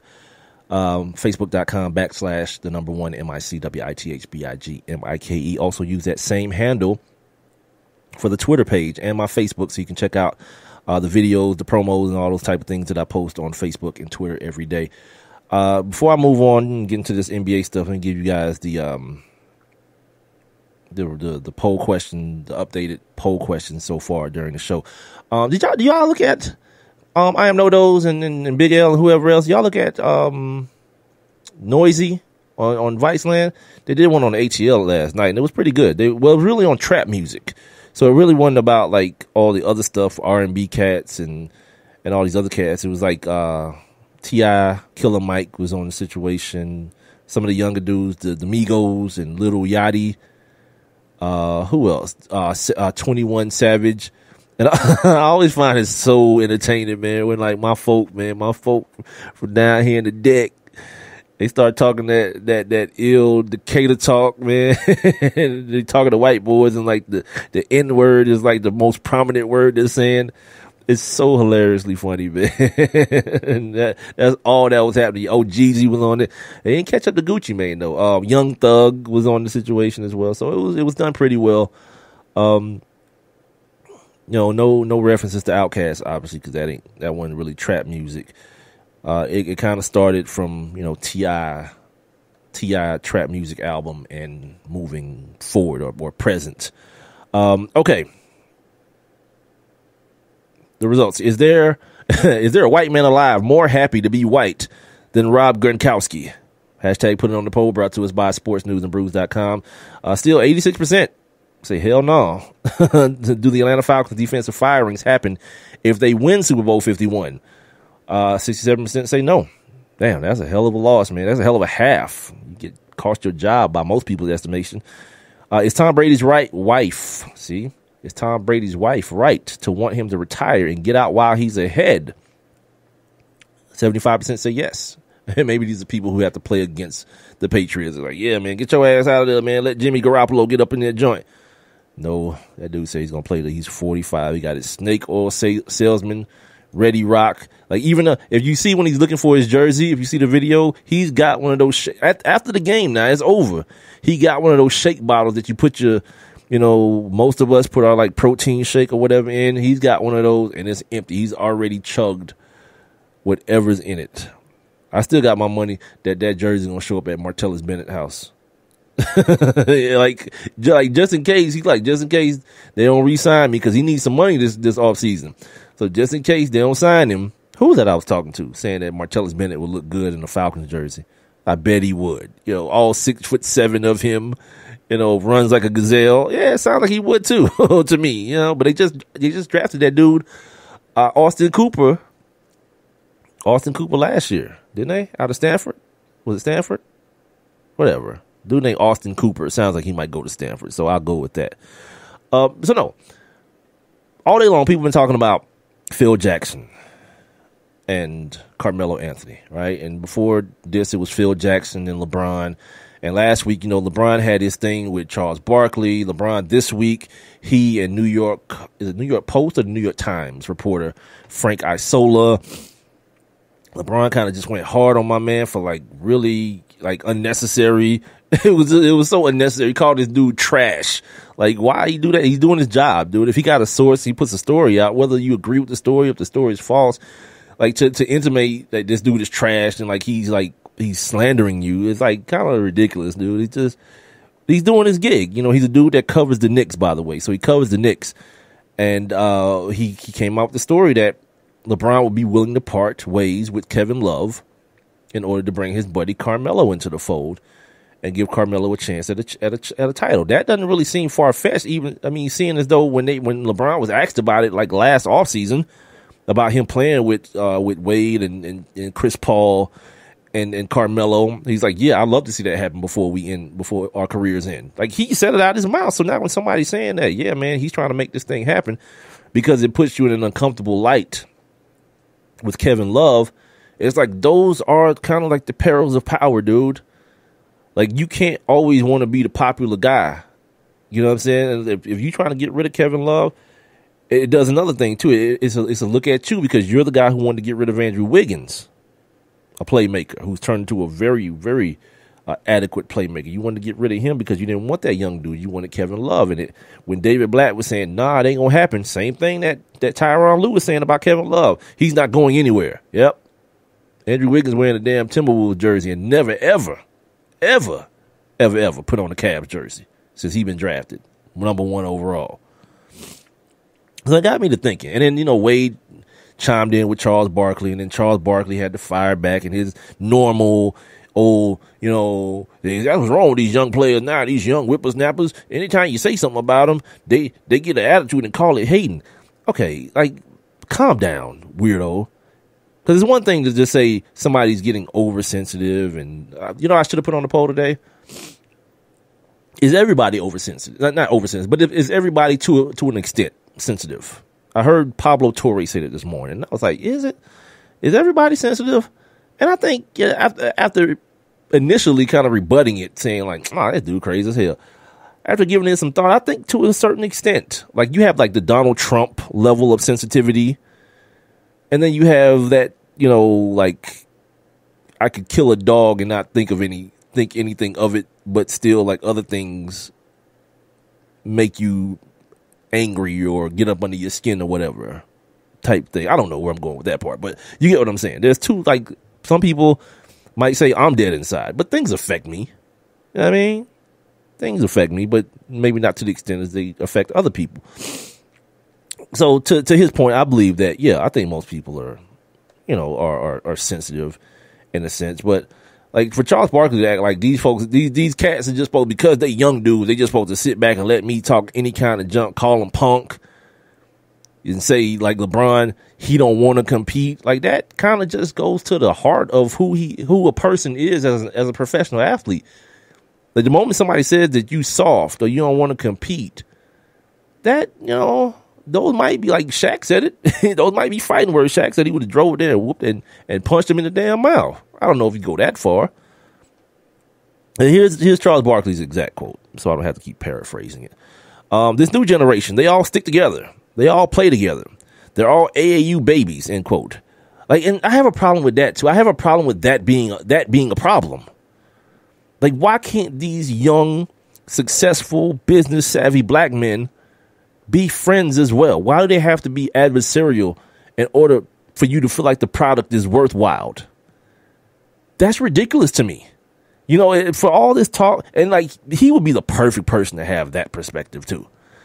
You know what I mean? He'd be the perfect person to have that perspective. He's the dude that want to stand up and be at the forefront of TNT or Turner doing a race show, and he wants to start conversation. You sit your ass down, B. Because if that's your conversation, you can't enjoy basketball because these dudes are friends, as though they don't understand the difference between friendship and competition. It's so wildly stupid, and so many of you are entertained by that ridiculousness. And that's why he's a very, very rich man based on this type of tripe. And maybe why I'm a very, very poor man based on the same thing, because I think about that sometimes too. I think about sometimes the stuff that people tweet and post on Facebook, and I'm like, I could be that dude, but I don't feel the need to be, jump in the pool of people that's like killing the Falcons fans now and all that.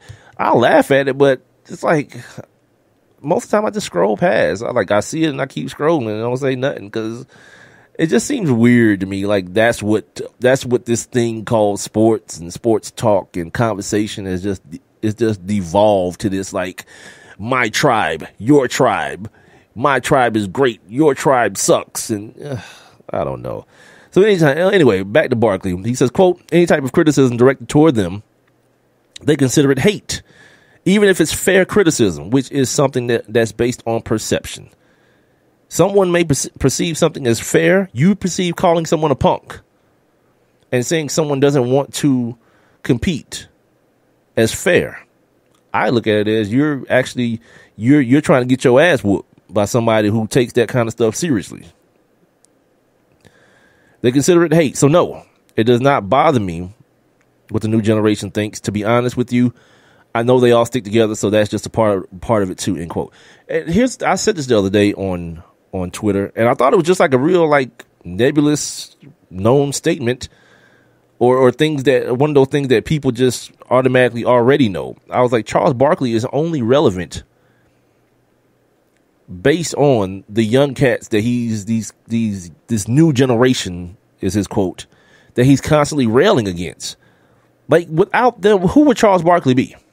And then somebody came back, try to like get smart, like, no, he's relevant because he's one of the top 50 players in the NBA ever. Okay, so that's why we're always talking about Robert Parrish, right? Because he's one too. He's one of the top 50 players ever. No, Charles Barkley is relevant because he's able to get on TV and talk about these same young dudes that he's constantly railing against. And it's just one of those real ridiculous ironies for him to say, oh, this game is trash. I don't even watch the games and all this kind of stuff. Man, I can't even watch basketball anymore. Why? Because brawls ain't breaking out? Because Moses Malone ain't giving Larry Bird a two-piece? Nah. I want to see dudes get buckets, man. Like KD, the Warriors, they go in OKC for the first time. Like, to me, no story needs to be put around that. You got a great point guard matchup. Got a very good team against a team that's like in the David and Goliath scenario, the Warriors, a team that's doing a lot better than I thought they were. Like I remember my statement said, because I actually thought Russ was going to bounce. And he still may, because he only signed like a 2-year extension or a 1-year extension, whatever, adding a year to his deal. So he still may bounce. And I was like, OKC is about to turn back to OKC. It's going to turn to what OKC should be.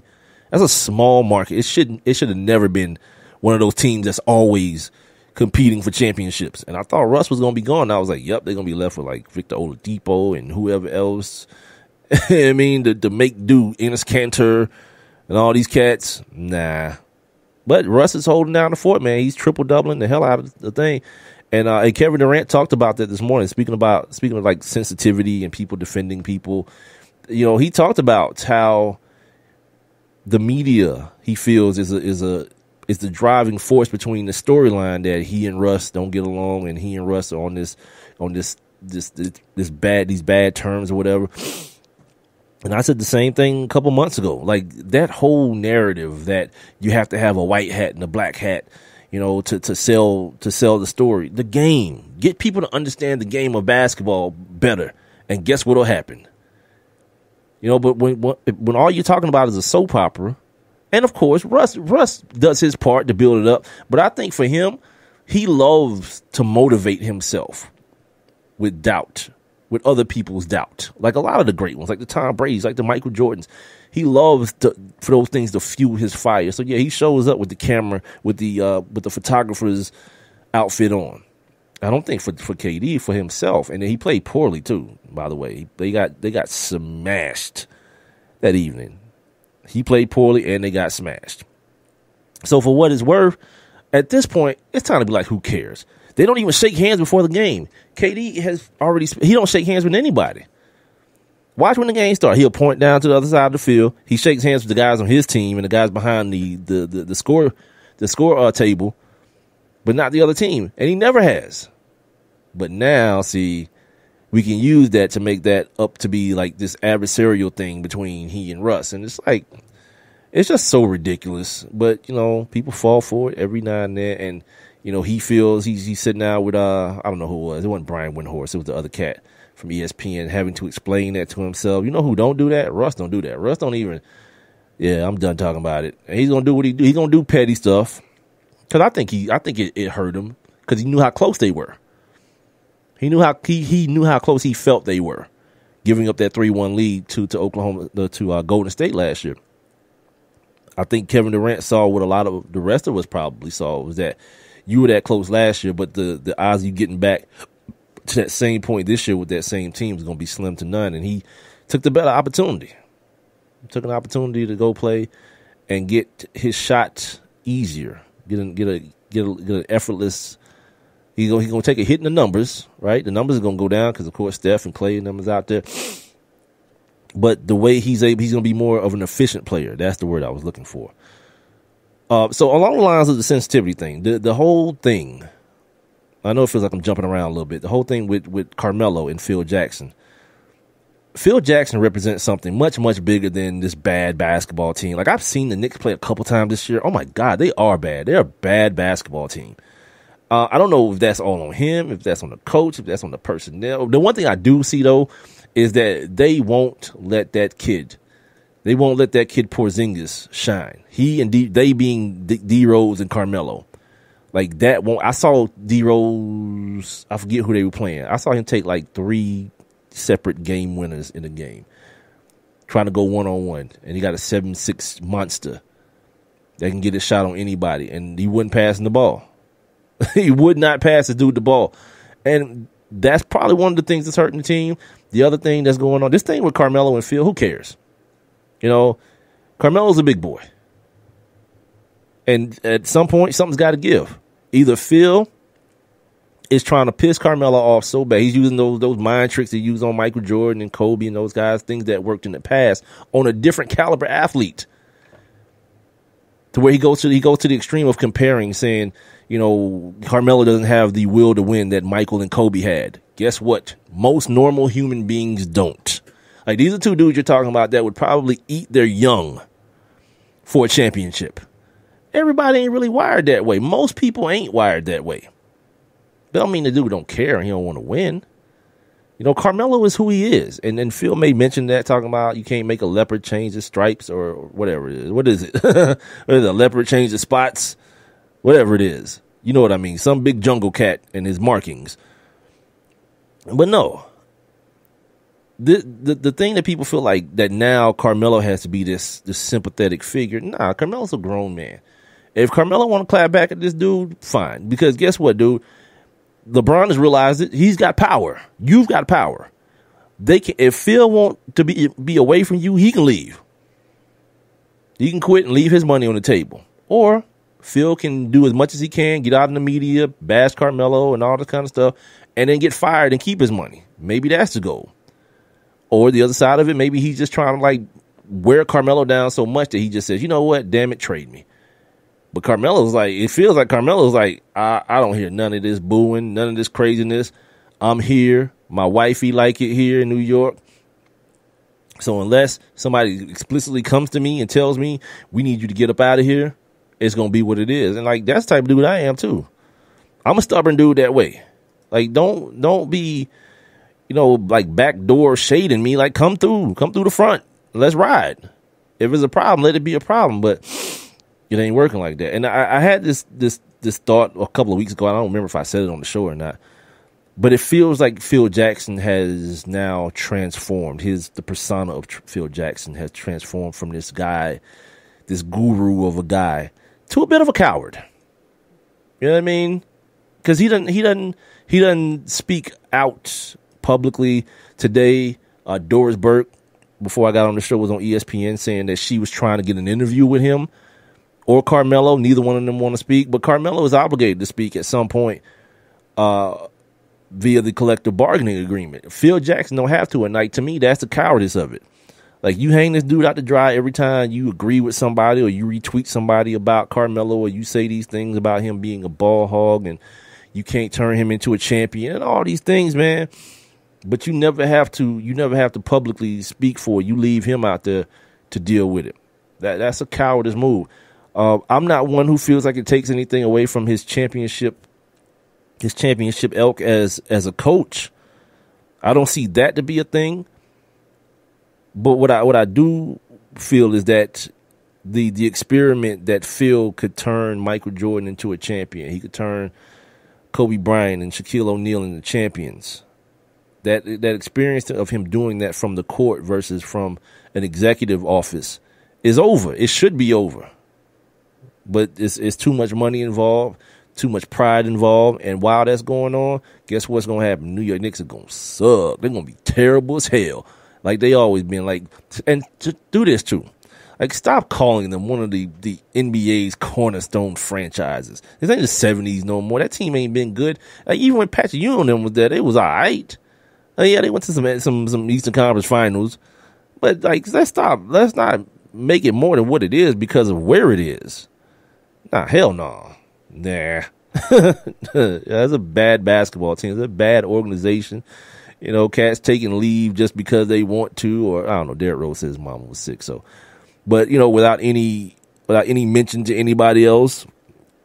So, as far as Carmelo goes, his time is running short. You know, you can see it in his game. You know, he's never been a guy who I don't think took very much pride in his body and and the way he conditioned. You know what I mean? And now as an older player, he does look like he got heavy legs when I see him play. You know, he's really doing a lot more work in the post. He can't really take anybody out to the elbow anymore and give him that work no more. He's never been a very explosive player either. So I see the things that Phil Jackson sees. And here's the other thing, too, that I was hearing today. Like, Phil Jackson is diminishing Carmelo's value because it's like a car. If you're selling a car and you know it's not that good, you know, you still got to, like, accentuate the positives to make the person want to buy it. But this is a different story with Carmelo. It's a different situation because it's not just a matter of if someone will take Carmelo. Carmelo is the car who has to be willing to go. You know what I mean? So bashing Carmelo may just be the way to get him to waive that no trade clause. You know, you start pumping him up like, man, Carmelo's this great athlete. He's going to be like, well, damn, if I'm that great, I might as well stay and do it here where I want to be. So it's a catch-22, and when people aren't authentic and people just aren't able to, you know, be straightforward with each other, things like this happen. And people get overly, you know, sensitive. I don't know if Carmelo's necessarily getting overly sensitive, but the people who are like Team Carmelo are. And eventually, you know, there's going to have to be some sort of adult things happening in the NBA. When it comes to LeBron James, I know a lot of people want to call LeBron a bitch and all this kind of stuff, but just in reality, new power is, I think, is not easy. Like, LeBron has a lot of power, and getting to, you know, to the point where you kind of calibrated that power to where, you know, you're using just enough but not too much is, I think, it's a trial and error type thing. Because, like, the thing, like I said, the thing with Frank Isola was like, what? He's like, yeah, man, I saw that. I heard about it. It was trash. And the guy who wrote it is trash. I was like, all right, dude. Now where we at? Like, the same thing that people was like defending you for when Barkley was saying he ain't go personal against you. You just kind of like just let loose on this dude that is a reporter. He just do his gig, man. He took a source, and I don't know. I'll just assume that he went ahead and fleshed the source out and got, you know, double sourced it in the things that these people are supposed to do. And he wrote his piece that Carmelo would rather play with Carmelo than Kevin Love. And he'll do anything to make that happen. And here's the other thing too. When someone goes that hard, you know, it's like the dude who gets caught cheating, like, baby, I swear to God. Like, he started doing all that. Yeah, he probably did it. And that makes me want to believe that the story is true, that your man is like, yeah, Kevin Love can bounce at any time. Bring my player partner in here. It's just your man. This you go boogie boarding with, what is it called? Banana boating with and all this kind of stuff. And you want me to believe that if the opportunity were actually there, and you wouldn't kick Kevin Love in his ass on the way out the door? Yeah, that's kind of hard for me to believe. That's definitely hard for me to believe.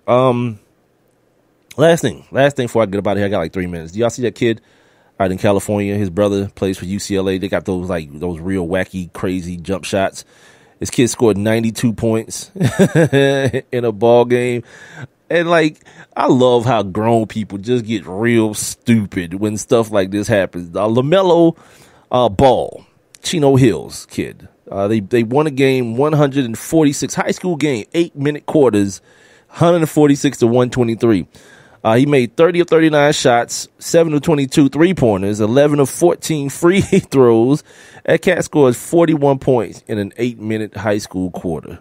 I mean, now, the way he did it, if you saw the video to this, if you didn't see the video, a couple years ago, the Sacramento Kings owner, he's a guy who was proposing that teams do this because he did it with his daughter's high school or his daughter's rec league team.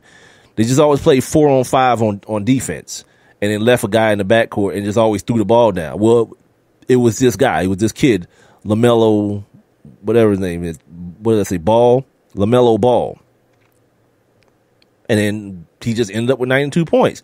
So Charles Barkley, he gotta, be like, you don't have to have a hot take on everything. I just think it's disrespectful. The kid didn't play any defense. He's 15 years old, B. This will be something that no matter what happens to him for the rest of his basketball career, he'll have this. Let the dude have it. The other coach. That was wrong. His name is Dave Smith. He called it a joke. Says, quote, that was wrong. It goes against everything the CIF stands for. The ball boys are very talented. Not the ball boys. Three of them. Their last names are ball. Very talented and great players. But it's embarrassing to high school athletes. I've been coaching for 35 years. There's that again. I'm an old man, so I know everything. I've been coaching for 35 years, and we've turned high school athletics into individualism.